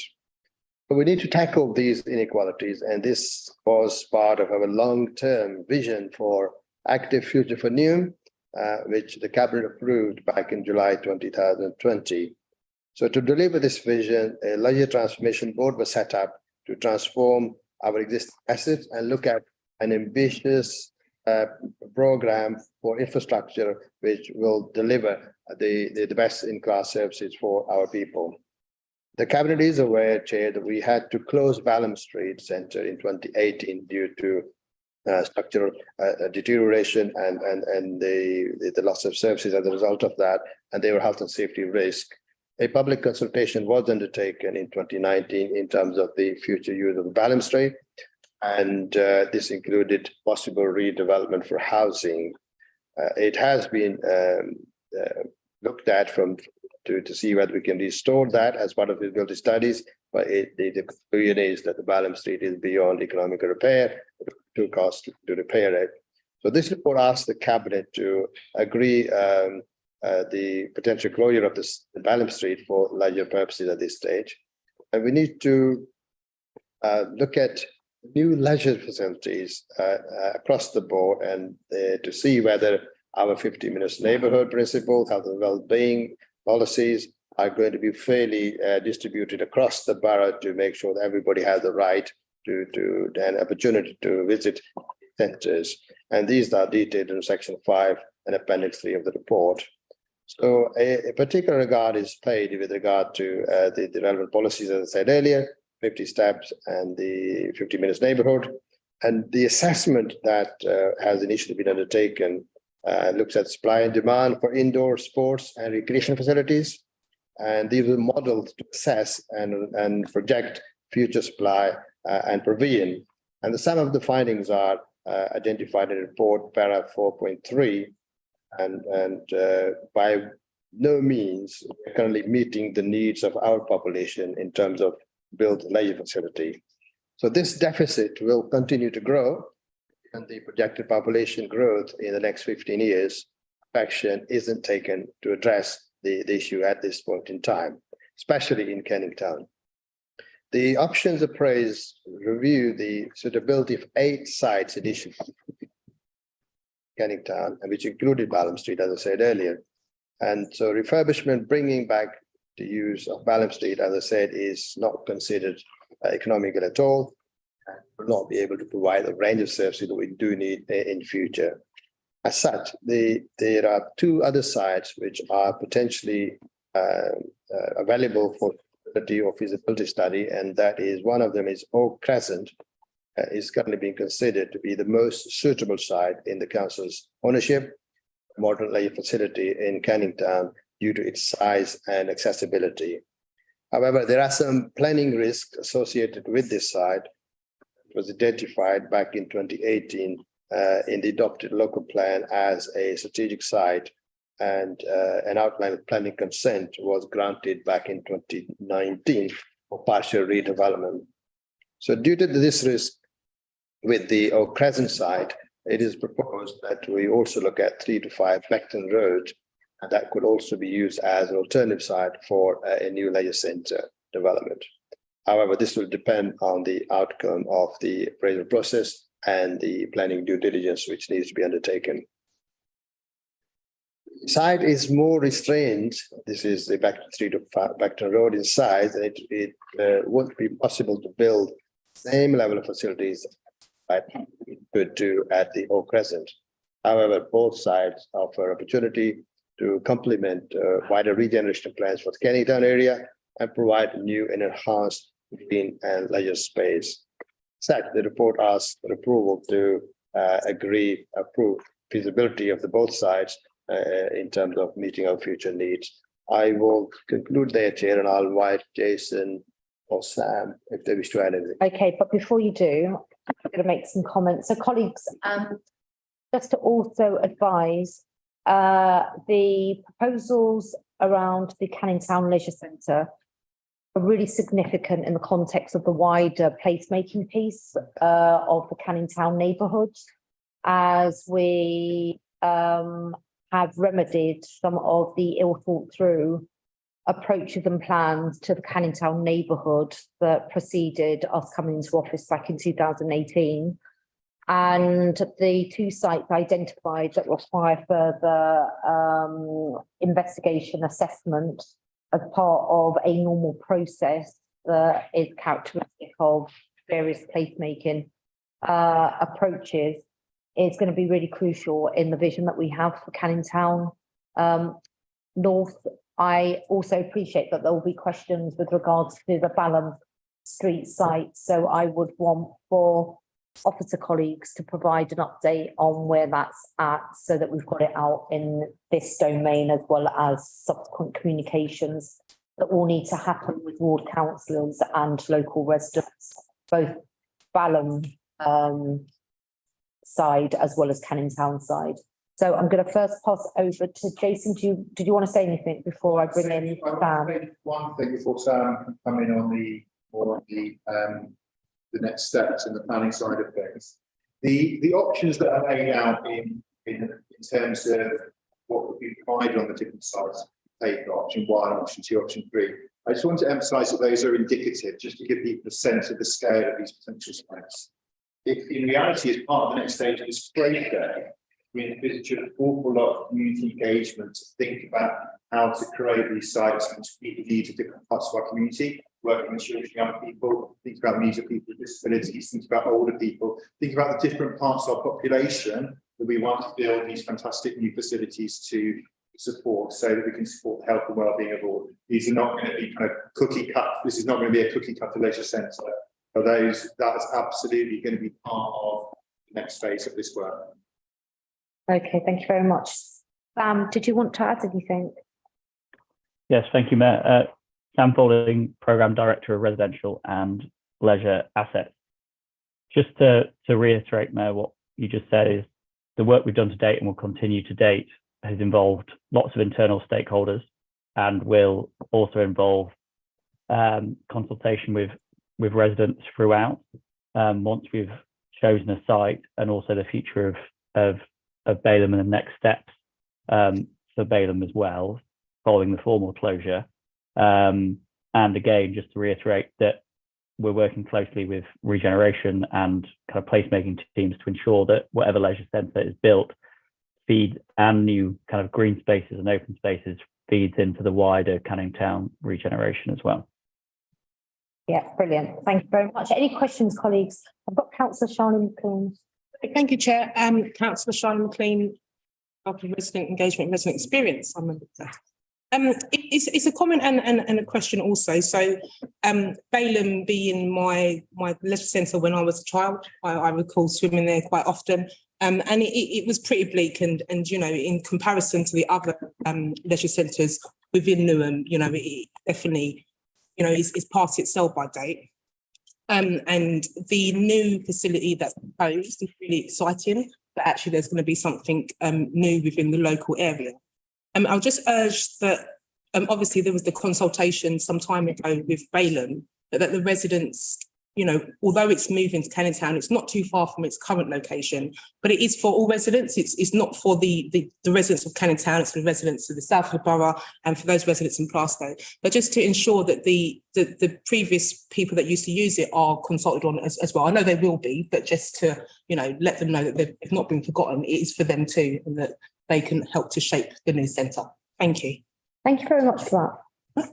Absolutely. And the other thing is, you know, the next, further down the line, the next significant leisure project that we'll be working on is the future of the Newham Leisure Centre site, which will also hopefully meet the needs of residents who use Balham. It's going to be amazing. Yeah. Right, Conrad. Thank you, Mayor. Just to highlight in this, if I may, paragraph 13.9, and clearly what you're approving at this point is budget to carry out the necessary surveys and planning applications and appraisals and so on, in order subsequently to be able to build the facilities, I'm sure would be terrific. Clearly, there is, of course, the point about them that leisure centre and the funding model to afford the capital in order to be able to put into it. So 13.9 just highlights, of course, the need to generate that. The original facility that I'm sure will be wonderful is also wanted to highlight that point of the report, particularly in the discussion we had earlier. Okay, right, so we're going to be moving on to the recommendations, which are a big I'm so sorry, Shabs. I was just going to say, I think it's for me as a resident of Canning Town, a person who grew up in Canning Town, I think it's really, really exciting for all our residents there. I know the other thing is with the regeneration, I think we're going to get new communities. So I think it's going to be a much welcome addition to those new communities. But also it's about co-production. I think the work that we've been doing with the Canning Town regeneration, working hard with our residents to making sure that they're part of that regeneration. I think they're going to be really, really excited to see finally that they've got new, really good facilities and not being left behind like other parts of the borough. So I'm really, really excited about it, and I'm really grateful that Canning Town is finally being put on the map. Thank you. Thank you very much. Right, okay, so big page number 205, for the reasons set out in the report, Cabinet is recommended to agree 2.2, the approval to commence a tendering exercise to procure a contractor to undertake the capital works at Newham, East Ham and Acton Leisure Centre at the value of approximately. That's one, haven't I? I was just thinking. Going back in time. I know, I'm so sorry. It's just because my page went over. Right, so big page number 212, recommendations. For the reasons set out in the report and its appendices, Cabinet has recommended 2.1.1, note the options appraisal referred to in section 5 and appendix 3 of this report. And then 2.1.2, agree that the Oak Crescent open space and 3 to 5 Beckton Road be considered further in order to identify a preferred site for a new Canning Town leisure centre, with 3 to 5 Beckton Road providing an alternative and improved green space in the event Oak Crescent open space being taken forward. 2.1.3, agree a budget of 2.6 million to invest in the site appraisal as per 2.1.2 and subsequent detail due diligence to support the consultation and financial feasibility and value for money consideration. Third option. This includes design development, site phase, environmental and amenity assessments, climate impact analysis, planning pre-application discussions and other associated technical studies.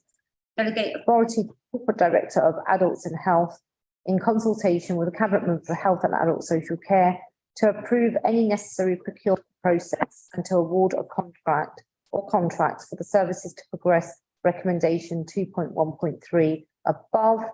2.1.5, note that a further report will be brought to Cabinet in July 2024 with feasibility designs and an update on viability prime planning application. And 2.1.6, note the 2019 consultation feedback on the future of Balham Leisure Centre and agree to close the leisure site for housing as per the local plan designation. Is that agreed? Agreed. Okay, now we're going to be moving on to the next agenda item, which is the penultimate agenda item. This is agenda item 10. 3 more. Is there 3 more? Where what? You don't know what's happening during this order. 2 more. We've got 2 more, 12. supplementaries in separate packets. Yeah. They're to your left. Yeah, I've got that one, but it's not on the. Braden Crescent, Stratford. Allotments. Yeah, Brading for Stratford allotments. Oh, yes, sorry. So it's not the penultimate one. 3 more to go. Third, right, allotment policy improvement plan. Over to you. Thank you. I'll introduce myself, James Astor, Deputy Mayor, Cabinet Member for Environment and Sustainable Transport. So this is our new allotment policy. It's, I think, a really good piece of work and builds on something the staff have done an incredible amount of work on. So we decided, as people may be aware, last year, or brought back in-house last year, our allotments having been outsourced for a considerable time.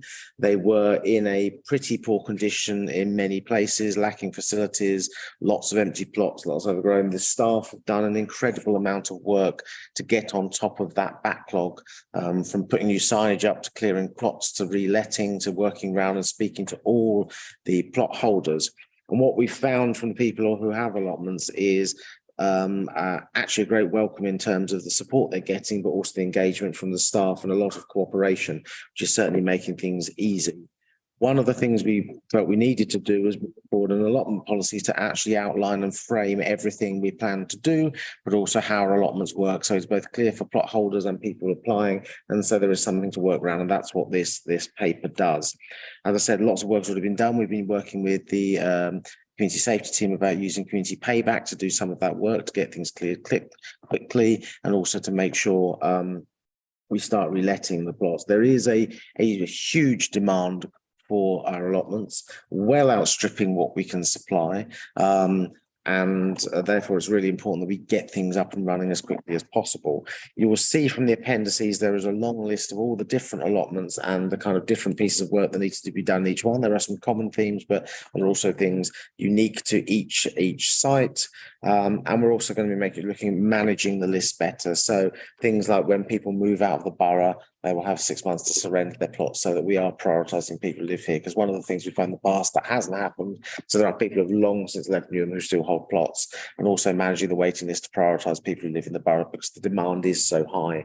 And we know that's only going to grow. We get a lot of interest in this, and the change in the dynamics of people become more interested in using their outdoor spaces, but also engaging with the environment. Allotments have grown with that. So I commend this to everybody, and also really have to say a huge congratulations to the Parks and Green Spaces team who've worked on this, because a huge amount of work has been done in a very short time, much faster than I expected it would be, and that effort is really paying off. Right. Jamie Cook, would you like to add anything, or do we have Louise? Louise is on screen. We've got Louise. All I would say, very good. To somebody from Council Astor, I think this is just really important for us to make this resource where the demand for the resource will be outstrips available. So it's really best use of it. Yep. Okay, super. Right. Are there any questions about the allotment policy and improvement plan? And I would say I'm going to bring in Councillor Joshua Garfield first and Councillor John Whitworth. I think this is just such an important and impressive piece of work, just given the pretty much institutional neglect that this important area of green space linked so much to our climate emergency and biodiversity plans has to the borough, and what it contributes in terms of people's sense of how Newham is as a place to live. So I just wanted to say formally thank you to all the officers involved, and thank you, James, for your hard work on bringing this forward. Right, Councillor Joshua Garfield. Thank you, Chair. Thank you, Councillor Astor, for this paper. I think it's a really commendable approach that we're seeking to regularise our allotment policy and ensure that residents who have contracts with the local authority to have an allotment meet certain standards and take care of the allotment sites as appropriate. In Stratford, I live near at least 2 allotment sites, so I don't think that they are local authority run, but I think it's worth reminding people that allotments traditionally in Newham and in much of East London have been quite cut off from large sections of the community. No one in my block, for example, has ever been able to access an allotment site. But equally, no one has ever felt like it is for them to access, because the people who have sites at the allotments have done so for such a long period of time, and frankly, treat access to those allotments with such an exclusionary attitude that they don't feel accessible for the vast majority of our residents. And I think that this policy will, if it functions as intended, will open up that opportunity for a great number of residents who will see that actually accessing a piece of green land, when you live in a block like mine without a garden, and learning to plant and harvest and grow, as I know that our Section 151 officer is passionate about, is something that is for people who live in the blocks and don't have a garden, as much as it is for anybody else who might have had an allotment for a great many years.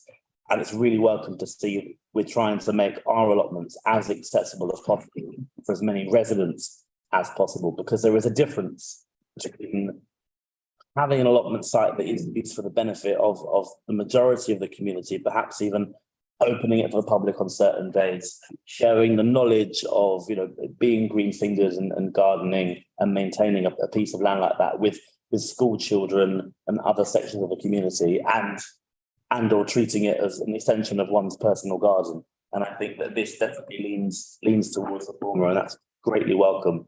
I wanted to ask, as I have done in a private forum, for the benefit of those present from the press and watching online, is there any plans in this strategy to open up any of our allotment sites, be it for an open day once a season, or sessions for which school children can visit to learn about the value of the environment, of growing one's own food, and the importance of having those green finger skills that aren't common for people like me who grew up in East London without a garden? If I may interject, I think that's a really, really good question and proposition. And I think injecting that into, not that you don't have good. The compliment somewhere in there.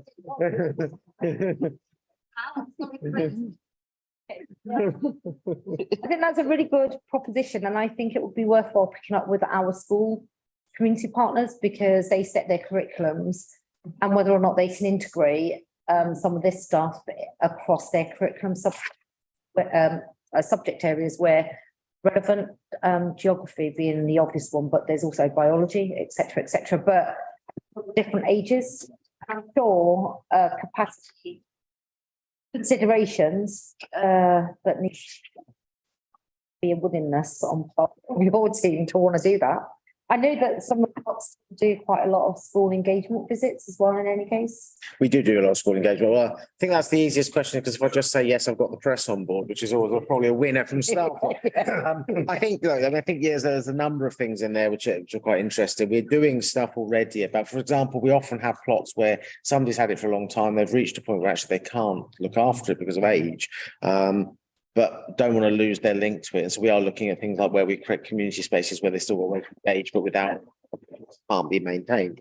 I think access and getting people in, and the mayor is right, we do a lot of engagement with schools and we get a lot of interest from that. So I think opportunities to open them up and work with them. I think coming to your earlier point, I think part of our problem is with some of those kind of exclusive nature things is that the lack of engagement and management that's been offered through when it's been outsourced and other has meant that people have had to manage sites on their own and sort of create sort of their own kind of committees, or just or so one person has taken it on to keep it all up and running. We've met some really engaged, enthusiastic people who've kept things ticking over, have done some incredible jobs. But I mean, I'll give Louise a chance to bring in, because there are work going on around sort of addressing this kind of community engagement type stuff. And I saw her nodding away, so I'll let her just add some points. Thank you, Councillor Astor. Yes, some really good points made there. And actually over the past sort of 12 or just over 12 months now since the service is back in-house with us, we've done some really good work with some of our allotment communities and our committees. The Folkestone Road allotment site, so that's our largest allotment site. They've got a really well-established committee. They have community projects and that sort of being opened up. So that sort of model about very much opening up to the community, trying to get sort of younger people involved. We've sort of started to see that progress already. And obviously, one of the sort of the areas that we've looked at here is actually just to have that ability on each site to actually have a dedicated community growing space. So actually just sort of moving away from that model where a tenancy agreement needs to be in the name of the individual, to actually give us that ability to be a little bit more flexible. So we see that as a really good opportunity moving forwards. And obviously great lessons learned from, as I say, you know, the Folkestone Road example, and of course, you know, going forwards, seeking to develop a forum and actually get those committees and plot holders across the borough working together. Thanks, Louise. Thank you, Jess. Yeah, okay, thank you very much. And then I've got Councillor Sarah Rule. This won't be in competition with Councillor Garfield's excellent. Because I just think we need to say a big thank you to Nicola. Yes. Because allotments have been so neglected in this borough for the last probably 20 years. And this was not an easy project to take on. And she has absolutely taken it on and dealt with it and is not afraid to deal with the significant issues on each allotment, because they are like little fiefdoms.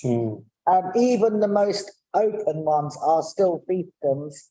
And I think that at last we have got most of our allotments, I was going to say towing the line, but we will be there. Many do open. So, for example, the one near Queen's Market have an open day twice a year. But also what this strategy will do is help us to encourage more growing spaces, because it, you know, every single ward in this borough has odd bits of land that aren't big enough for housing before anybody talks about it, but could be. And I'm not talking about something as formal as a community garden. I'm just talking about places where actually people could grow things. I think when you go into something like a community garden, that has as many politics as an allotment site. So I just think we can be really ambitious and innovative in taking this forward. And it's been a great pleasure to be one of your allotment buddies. Yeah, no, I think it's common, but I just, you know, Nicola Mackey's been leading on this, has done a superb job, and I'm sure Louise as her manager will agree with that. I should also say thank you to Councillor Ruiz and Councillor Neil Wilson, who have been my allotment buddies supporting me on this. So bit of collaborative working. good stuff. Right, okay. I think Councillor Clipworth had questions. Oh, yes, I'm sorry. It's all right, never mind. I've got a couple of questions and a comment, and I would certainly add myself to commend the great work being done by Councillor Asser and officers, you know, on this neglected area. And it's also, as people have said, important to introduce this to young people and make it available to people living in homes with no gardens. To do this, though, I think we do need to obviously create more plots. And in the draft local plan, it does state that we're seeking to double the amount of community garden space and allotment space in the borough. The commitment to facilitate a community garden in every neighbourhood will help, but it does mean that more land really needs to be found. So one of my questions is, are we prospecting possible sites for a new allotment site in the borough? Because we can't just simply divide up the existing plots into smaller units. The other question I have is regarding the toilets on the sites, because really clearly each site needs a toilet, and it's not absolutely clear here. From what I understand it, page 363, 3 sites have been designated for compostable toilets. It also says that on page 394, the 4 sites of toilets that are unusable, and 1 site is not mentioned. So obviously there are not compostable sites on every compostable toilets on every site. I mean, is there a commitment to actually introduce a toilet on every site, which is clearly needed? That's my second question. My other point is, there was something that appears a bit curious to me on page 352 in the equalities implications. It says that it has been established via the co-create survey that a proportion of plot holders do have protected characteristics. Well, I think that needs to be rephrased because, of course, according to the Equality Act, everybody's got equality characteristics. So I think that needs to be rephrased to convey the intended meaning. Thank you. Do you want to comment on that? Yeah, so on that last point, we'll take that away and obviously adjust it. Just on the kind of two substantive points. I mean, I think your point about capacity is really important. As I said, we have a huge waiting list and demand increase go up. I mean, one of the things we've said in the strategy is some of the plots are vast. I mean, really big, bigger than they need to be. So where they become available, we're kind of shrinking those down, making more manageable plot sizes, but therefore increasing capacity too. We do need to find additional size. I think one of the advantages we have, and it's something we'd like to talk about through planning, is we have large amounts of brownfield sites that are coming up for development, and opportunities within that to create new sites should be looked at. And I think that also feeds into what Councillor Rose was saying about smaller opportunities, because there are bits of land around the board which we could make use of, but also some of those small plots that could be easily slotted in. And some developers are starting to look at this, but I think we actually need to try and a bit more. We've obviously got the local plan process going on, and we can look at that too. But I think there are opportunities within that, and I know the team are looking. I was down at one this week, and a border doesn't quite reach the road, and actually you could potentially expand it slightly and just add things on the edge. So I think wherever we've got an opportunity, we should pick that up. I'll let Louise come in on toilets. I mean, I know we've done some refurbishment. So Leys Road in Custom House had dilapidated facilities which have been done up. I was at Cyprus allotments this week, and their toilet block has just been refurbished so that there are facilities, because it does create a problem for our residents, particularly people there all day, or not to have access to some facilities. We are looking at refurbishing the ones we've got, but I'll let Louise come in on kind of facilities angle. Thank you, Councillor Assa. Yes, the toilets, we've actually just had some recent work that's been completed on those sites. We have had situations, as I say, where toilets have been on sites that have been unusable. So yeah, that's now been addressed. We're just working out some sort of on-site management arrangements to obviously keep those toilets maintained. So that's some current work in progress that we'll have completed over the next couple of weeks. As far as the recommendations, particularly around sort of the compostable toilets, so that those sites at the moment where we haven't got toilets, obviously it's something that we would really like to see. One of the best solutions is the compostable toilets, which can be sort of slotted into quite tricky, challenging locations, and obviously are much more affordable. So that would be something that we would want to look at going forwards. Obviously, we've got a series of improvements that we've set out with some guide capital costs there. So that would be our intention, that going forwards we would seek to introduce further toilets. Thank you. Yeah, I would just add actually on the space thing, thinking about it, if councillors in the local area or indeed residents have spotted opportunities where they might be able to, I think Councillor Garfield was sort of alluding to this with some of the stuff around Stratford, spotted opportunities where we might be able to take advantage of that, we'd be certainly happy to hear from them, because we can at very least look. If it's not possible, it's not possible. But actually, if those opportunities are put forward, we can at least investigate them and see what we might be able to do. Right, thank you very much. Right, any other final questions? No. Okay, fine. So we're just going to be going on to the recommendations, Cabinet report and its appendices. Cabinet is recommended to agree to adopt the proposed allotment policy as per Appendix 1 to enable best practice management to be applied. 2.1.2 as to develop the service for cross-site collaboration between committees. 1.3, introduction of an allotment plan as per Appendix 3, and then 2.4, to delegate to the corporate director of the sustainable transport the authorization of minor changes to the policies in line with the policy objectives. Changes will be reviewed in consultation with the Cabinet Member for Environment and transport. Is that all agreed, colleagues? Agreed. Great, that's all agreed. Joy. Right, now we're moving on to our next cabinet paper. So this is in the supplementary agenda item, pack number 1. And this is Thursday, Stratford Mall traffic order. Base. And I am going to invite Councillor James Asser to proceed. You do know who I am. I know you know who I am. Look, apologies, everyone. I've had a really long week and it's all fine.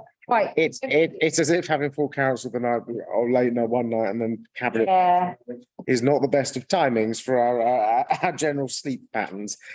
So this is related to the traffic order for the Stratford Mall. Now, this primarily sits under Councillor Wilson because it's around dealing on our homeless and rough sleeping strategy. Technically, it comes under me because it is a traffic order. In the absence of Councillor Wilson, I'll be leading on this. So for those with memories, we have been closing via an experimental traffic order the Stratford Mall at nights for the last 3 years. This was in response to growing problems of disorder and ASB in there, becoming very difficult to manage and serious questions over safety. And we had to close it anyway during the period of the pandemic.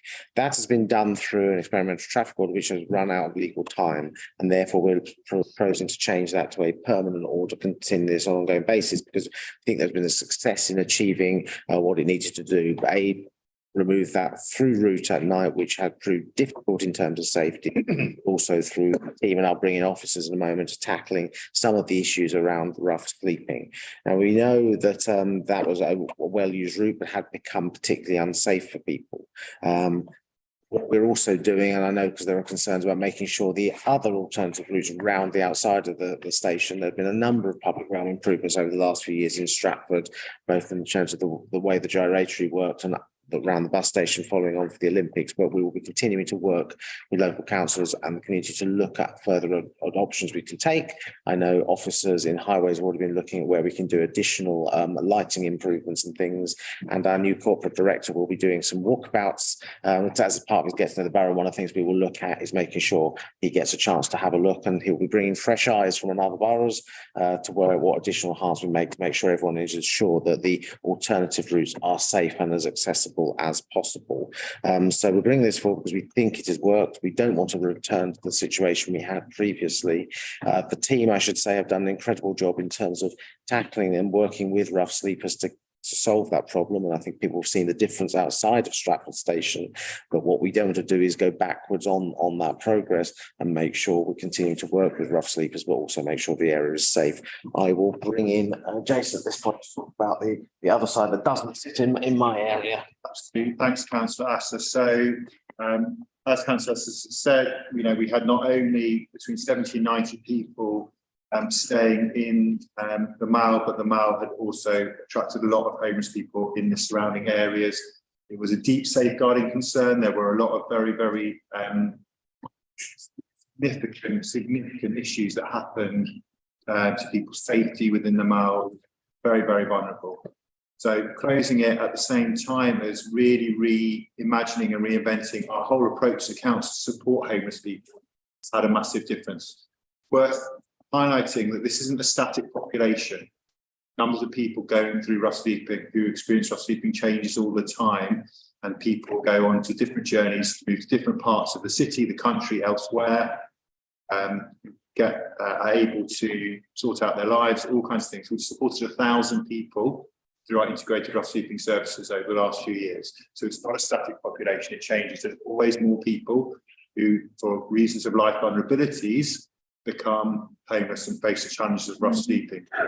So it's not like there's a population who were displaced or supported, and if we do this, that the same people will come back. It's an evolving challenge, and with the cost of living crisis, with other changes, legally we know there's no shortage of people who sadly end up rough sleeping due to the vulnerabilities of their life. This will make it significant. Continue to support us to be able to support homeless people in the right way, which is with our integrated rough sleeping services that supports them around their health and well-being, around housing options, employment, legal advice, all of the things that helps people in a very vulnerable situation to get their lives back on track, and which I think we can be really proud of as a council, the progress we've made over the last few years, and the number of people we've helped. Thank you very much.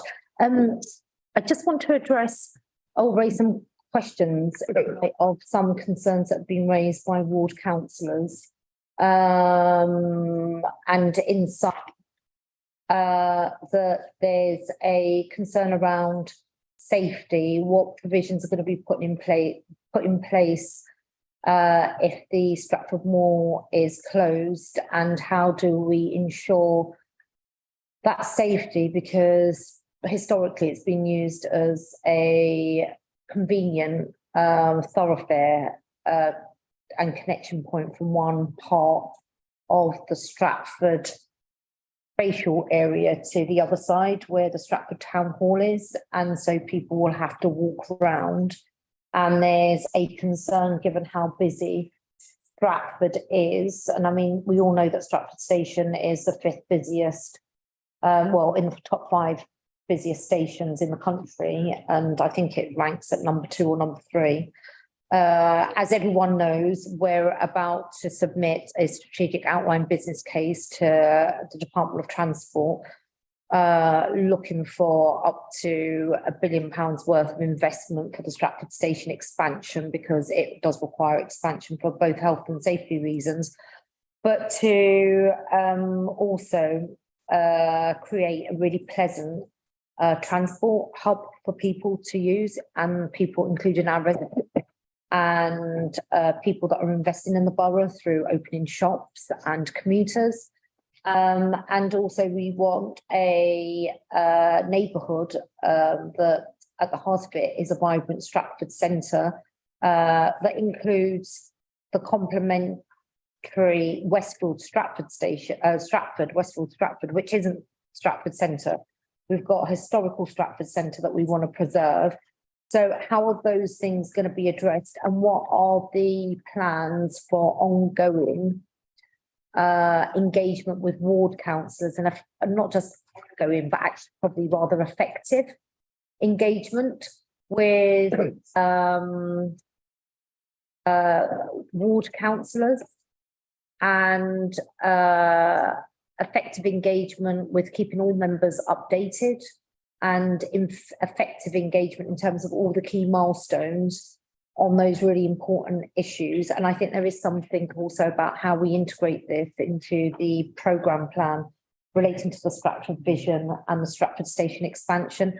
Because I think if colleagues understood the big picture and what we've got in place, then they would appreciate the rationality around the Stratford Station, the Stratford Moor closure, that will help absolutely with regards to the immediate issue, where we've got processes and a method and a formula and an approach to addressing rough sleeping, because it's not right that rough sleepers sleep in a shopping mall. It's just not good for them. It's not what we want for them. We want to move them on, but we also want to make all parts of the borough safe, including Stratford neighbourhood. So what are the immediate? I'll share a few things, and then maybe Jamie Cook might want to add anything further. So just to emphasise, this closes the mall only very, very late at night and in the very early hours of the morning. So through most of the hours when there's, for most people, it remains a thoroughfare that people can use through the mall.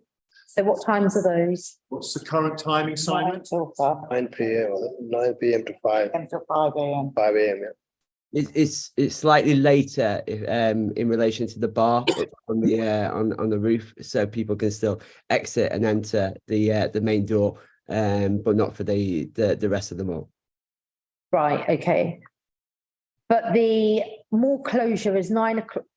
Could you just be clear, Simon? The mall closure, in terms of people walking from one end to the other end, is what time specifically? Yeah, it starts at 9, as it says in the report. It's only the exemption is for the roof. Okay, so it's 9 to 5 o'clock in the morning. 5 in the morning. Yeah. Right. Okay. And could you just explain, Simon, given that you're speaking, the rationale around the 9 o'clock point over 10 o'clock or 11 o'clock? This was the times that were set up during the pandemic in relation to the engagement we did with stakeholders. I would say a lot of this was led by kind of Jamie's area in terms of Murray and who specifically spoke to kind of businesses and such like, but there was an extensive conversation with businesses around what time worked for them. Okay, and sorry, I've got to conclude my questions.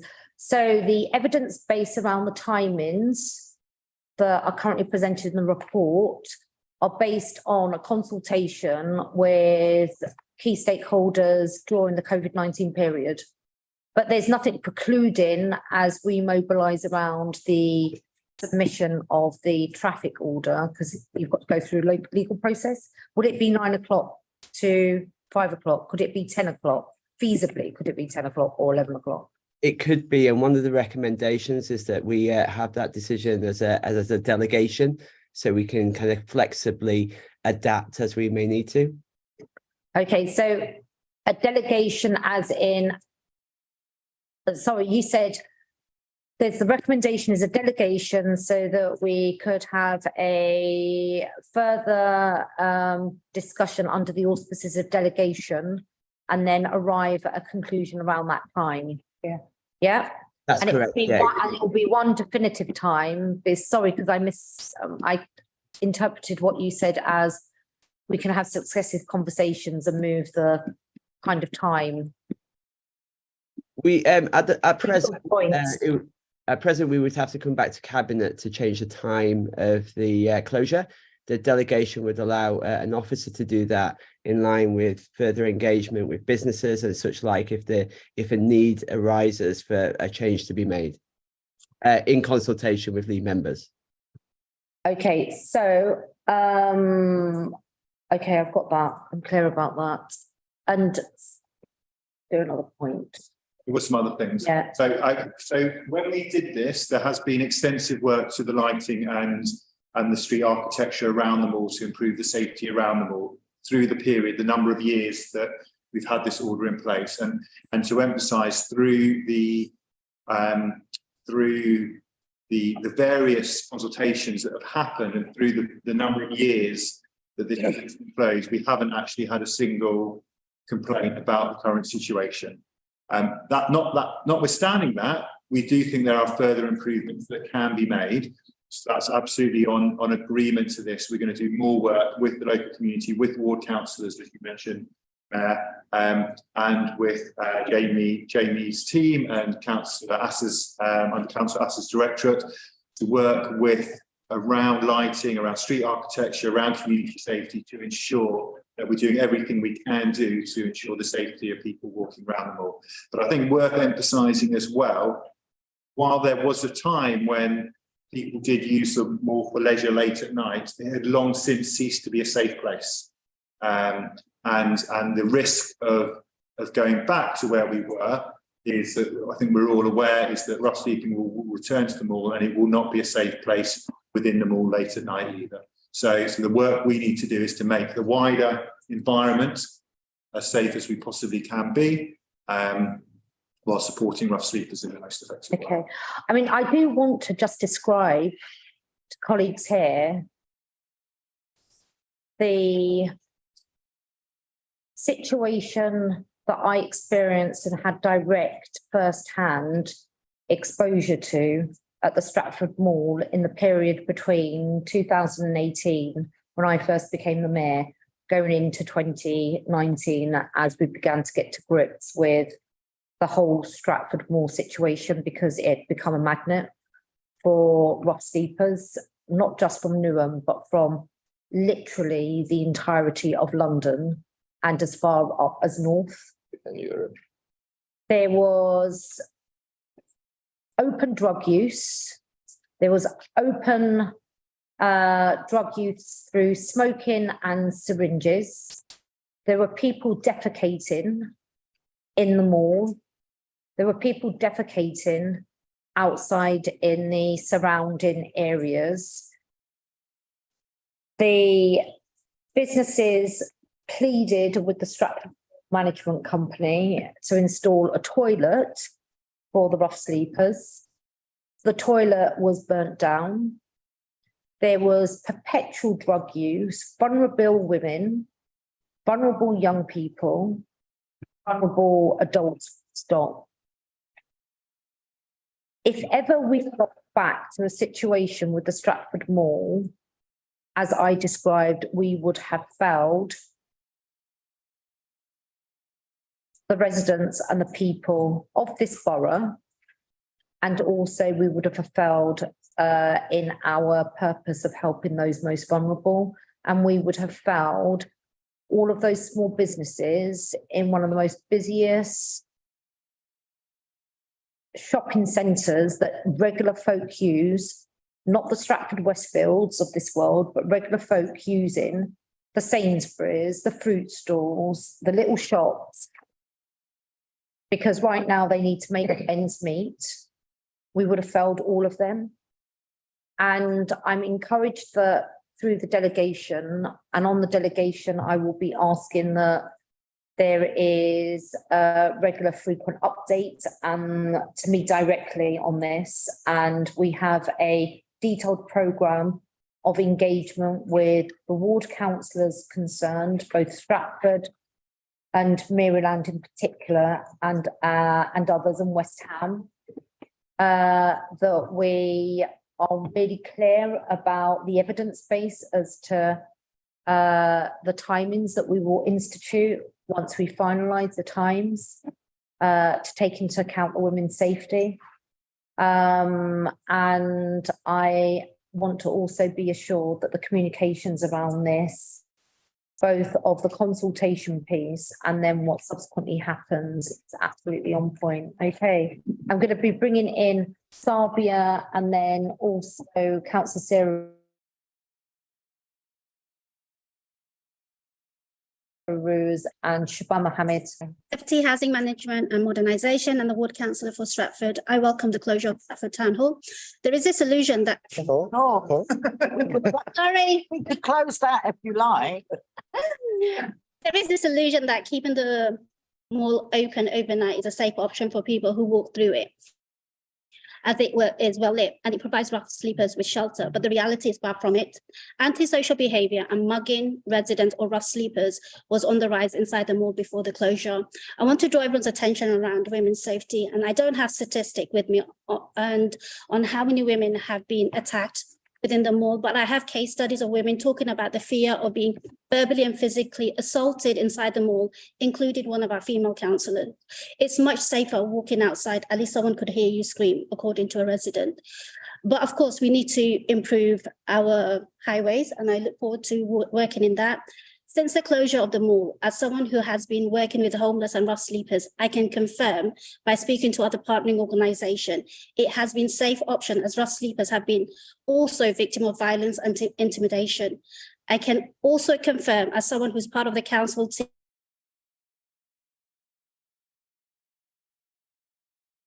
team who goes out at night. As a council, we have a duty of care towards all our residents, including rough sleepers, and women have the right to walk without the fear of being attacked, and keeping them all closed is working towards achieving this. So welcome that. Thank you. Thank you very much. I'm going to just go round. I'm going to come to Sarah first and then I'll go round. Yeah. Thank you, Roxana. I think it would be worth elaborating on 3.5 of the report, where it says there are exceptions as set out in the recommendations. And try as I might, I can't find those exceptions in the recommendations unless I'm looking somewhere else. I just think that when you talk about exceptions, so like Lidl and I presume Sainsbury's, and I didn't realise you could go in what I call the back entrance to that, which should also cover theatre and cinema, etc., because they use the car park. So if the car park was accessible during those times, that might be it. I think that should be said, or else people will just stop them there. Rox has already mentioned the ward councillors because they don't appear on the consultation. On the financial implications, it says there are no significant financial implications to the closure. it may well be worth looking at the financial implications for the council if we don't close it. Because actually there are significant financial implications to the council if we do not close that part of Stratford Mall. And the other is just a slight tongue in cheek, I suppose, on the equalities and implications. There is a possible slight negative impact on elderly people and those with a mobility impairment. To be honest with you, it's not great walking around that centre. And I understand we've done the lighting and stuff like that, but some of the pavements are really uneven. And so, you know, in Stratford Mall, it's just like marble, isn't it? But outside, there are cobbles and other bits. And if we're genuinely going to be asking people to walk round, and I think we need better signage, because if you're new to the area, you don't actually know. But we also need to look at the paving because it is uneven. Yeah, so just is a slight negative impact. I think for many people, it's actually quite an impact on having to go right round the centre. Thank you, Mayor. Okay, thank you very much. Right, I'm going to just move across. Councillor Shabbar Mohammed. Yes, thank you, Chair. I was just going to concur with you because I am one of those, like my ward colleagues, my cabinet colleagues here that do go on regular street cants, and I concur the first street cant that I went to, and I went through them all, and I've never been so scared in my whole life with the sheer number of not just rough sleepers, the ASB that was going on, and you know, that particular night the manager from the mall was out, and he was, again, the security guards were living it, you know, really scared. And I think, you know, and then we had Tent City as well outside the mall, and you know, the real challenge to actually deal with the rough sleeping element, the ASB element, and you know, it's all the hard work that we've done over that period to actually the closure of the mall has really helped us in terms of supporting the rough sleepers, getting rid of working with our colleagues to get rid of the ASB. But I think it's been a real you know, good piece of work. But I support closing that mall. So I think if we do go back to that, opening it up again, we're going to go back to the same problems. And it's just going to be, again, a big financial commitment to the council as well in terms of support that we give to people. And it's going to be challenging for our, not only our police teams, but our enforcement teams as well. Thank you. Okay, thank you very much for that. Emma. Thanks a lot, Chair. Councillor Amavedi, Cabinet Member for Community Safety and Crime. I think Sarah made a really good point in terms of the implications on the council in terms of if something like this was to open again.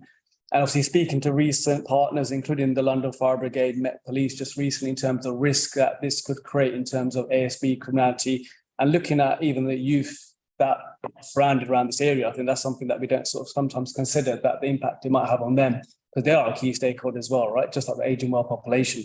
So with the intelligence and speaking to those, like I said, LFB, Met Police as well, and not just that, but the staff that are involved in the mall as well. I think that we have to understand the framework and the risks that we put them in. And just like the local businesses that I've engaged with recently going for the mall as well about their concerns, you know, in terms of their businesses might be affected as well, right? So it's just something that I think is really important to consider, that when we look at stakeholders, it's not just population around those inside and the staff that sit and have to maintain these buildings as well, right? Thank you. Thank you very much. John Whitworth. Yes, thank you.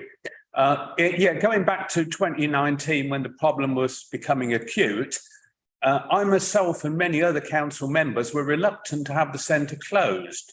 One of the reasons being because, as has been said, the Great Eastern Road is not a great environment for pedestrians, particularly at night. Good to see there's been some improvements, but more are needed there. But then the Overview and Scrutiny Committee had a couple of scrutiny visits to the centre. And when we saw the appalling conditions there, we changed our mind, and we then said that it must be closed because we saw the masses of street sleepers there. It's not in a safe environment for them. Many were perpetrators of crime and antisocial behaviour, but also victims.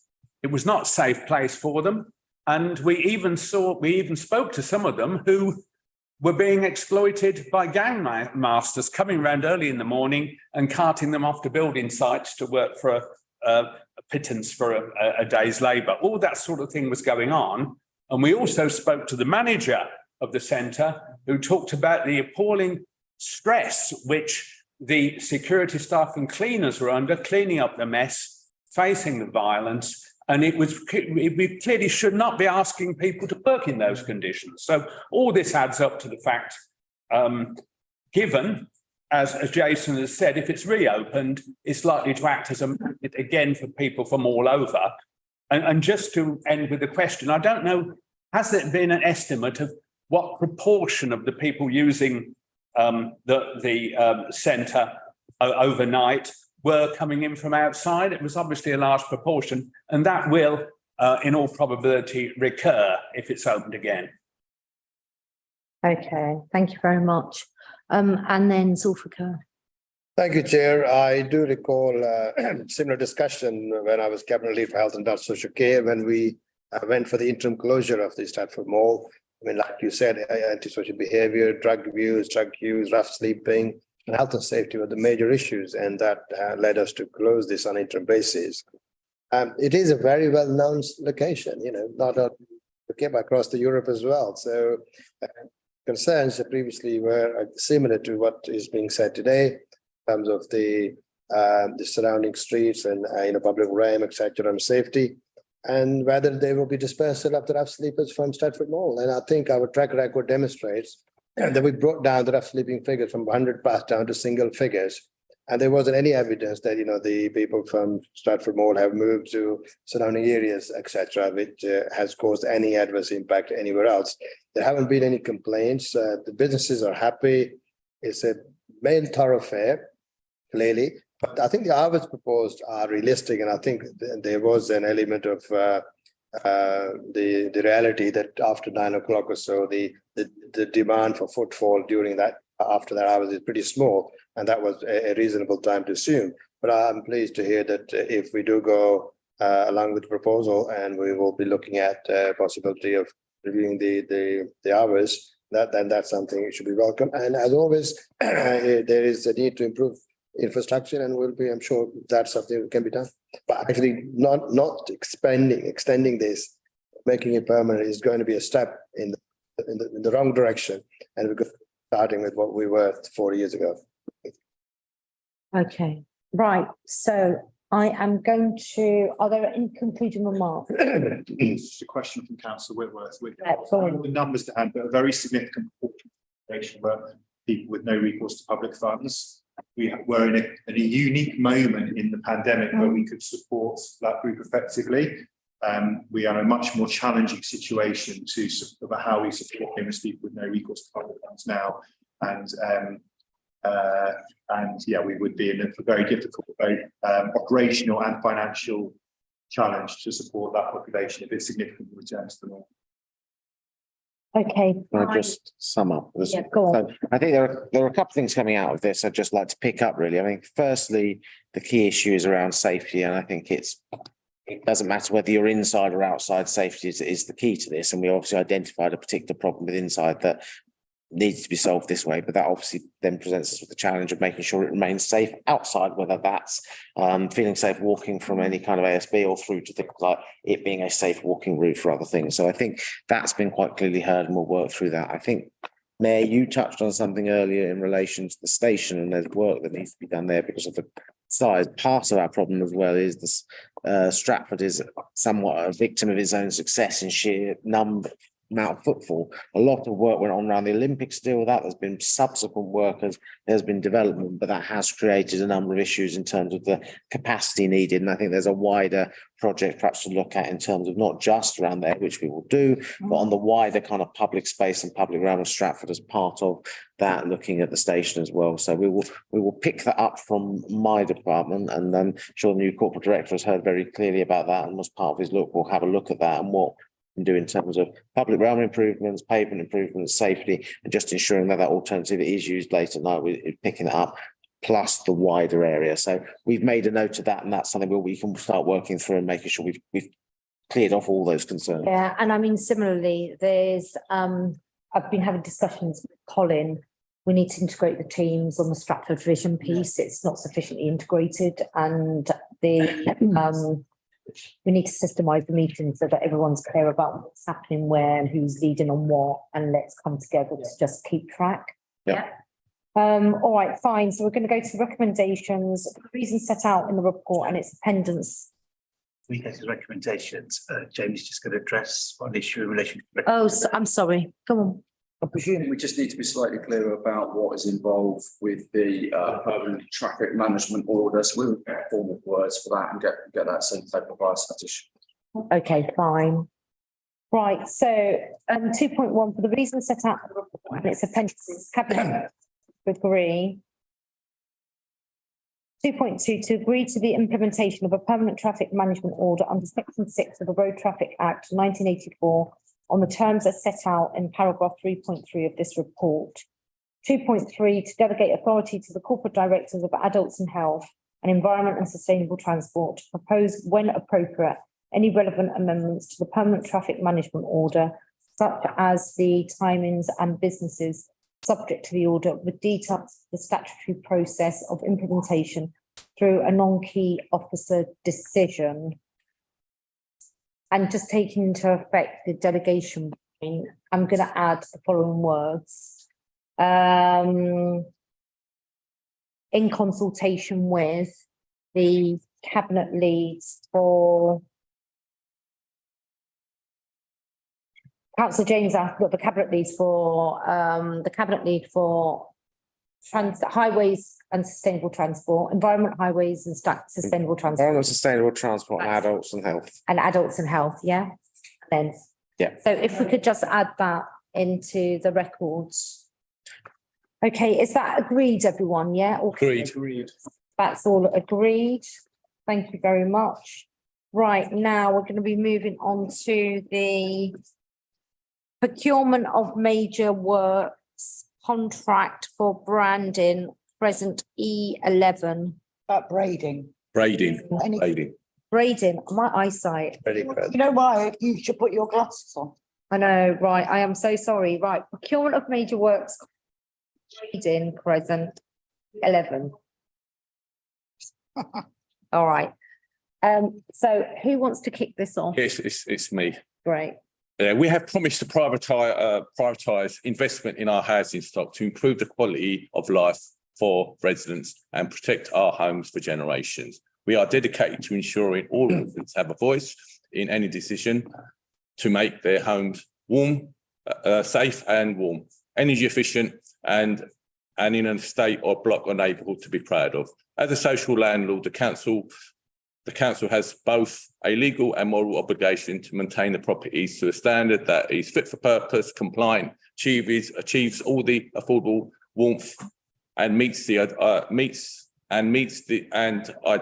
the needs of our residents and other users. The efficient and effective long-term management of these assets is therefore critical to the council overall investment strategy and to our approach to meeting future demands on our housing resources. All council properties must meet legislative requirements and establish a decent home standards to the decent home standards, the carbon zero agenda, and all the building safety and fire safety regulations that we have committed to ensure that the council provides compliant and safe housing to all our residents. Thank you. This paper sets out the essential refurbishment works to 3 blocks in Braiding Crescent 11 to extend the life of the fabric of the buildings, as well as maintaining the safety of our residents and preventing further costs to reactive repairs. Thank you, everyone. Okay, thank you. So, colleagues, are there any questions with regards? I'm just going to Okay. have got Donna Morelli and. Did you want to add anything to this? No, thank you, Mayor. I think that Councillor Mohammed has covered it adequately. All right, brilliant. So, colleagues, are there any other questions here? No? Okay, go on. Just just wanted to have some sort of reassurance that the 14 leasehold properties that we work sensitively with the tenants, because, and I'm sure you will, because that's what you're all about, but like, Jimson, when I said, I saw here about ensure individual financial assessments, just think we just need, because they've probably been there quite a long time. Okay, so who can answer that? Donna. Perhaps, did you want to say, Donna, did you want to? Yes, I can. Thank you for that, councillor Rose. Yes, we would work, as I said, within the report as it sets out, we would work individually with leaseholders as we do now. When there is a major works programme to ensure that the affordability is taken into account for those individuals, and we apply payment terms for repayment of the major works programme that is consistent with their current financial situation. Thank you, Donna. Okay, super. I can't see any other questions. So let's just move straight to the recommendations, which are, for the reasons set out in the report, Cabinet is recommended to agree 2.1.1 procurement for the refurbishment works contract, Buxton Lodge, Hood Lodge and Lister Lodge, Reading Present Estate, E11 at a maximum total cost of £8 million by way of call of Hub Property Works DPS. And 2.1.2 to delegate authority to award and enter into the contract following the procurement exercise, the Director of Housing in consultation with the lead member for Housing Management and Modernisation. 2.1.3, if the tender value of the works exceeds 10% of the estimated cost, then the authority to award will revert to Cabinet. So is that agreed, colleagues? Agreed. Right, now, before we conclude today, just wanted to note and get agreement formally of agenda item 13, which is exclusion of the press and public. Do we agree with that as required? Yeah. Agreed. Albeit hasn't been required. And then on 14, just want to acknowledge and note that there has been an exempt appendices for agenda item 5, the overall financial position, July finance review. When we talk about, so can we just note and agree that exempt appendix? Yep, all right, great. So colleagues, the next meeting of Cabinet is intended to be in early September, and there will be a slight reprieve, but that doesn't mean that you won't all be working very hard. Okay, enjoy your summer break if you are going to be going away, be that abroad or staycation. And I look forward to seeing you all back in September. Take care. Bye. Yeah.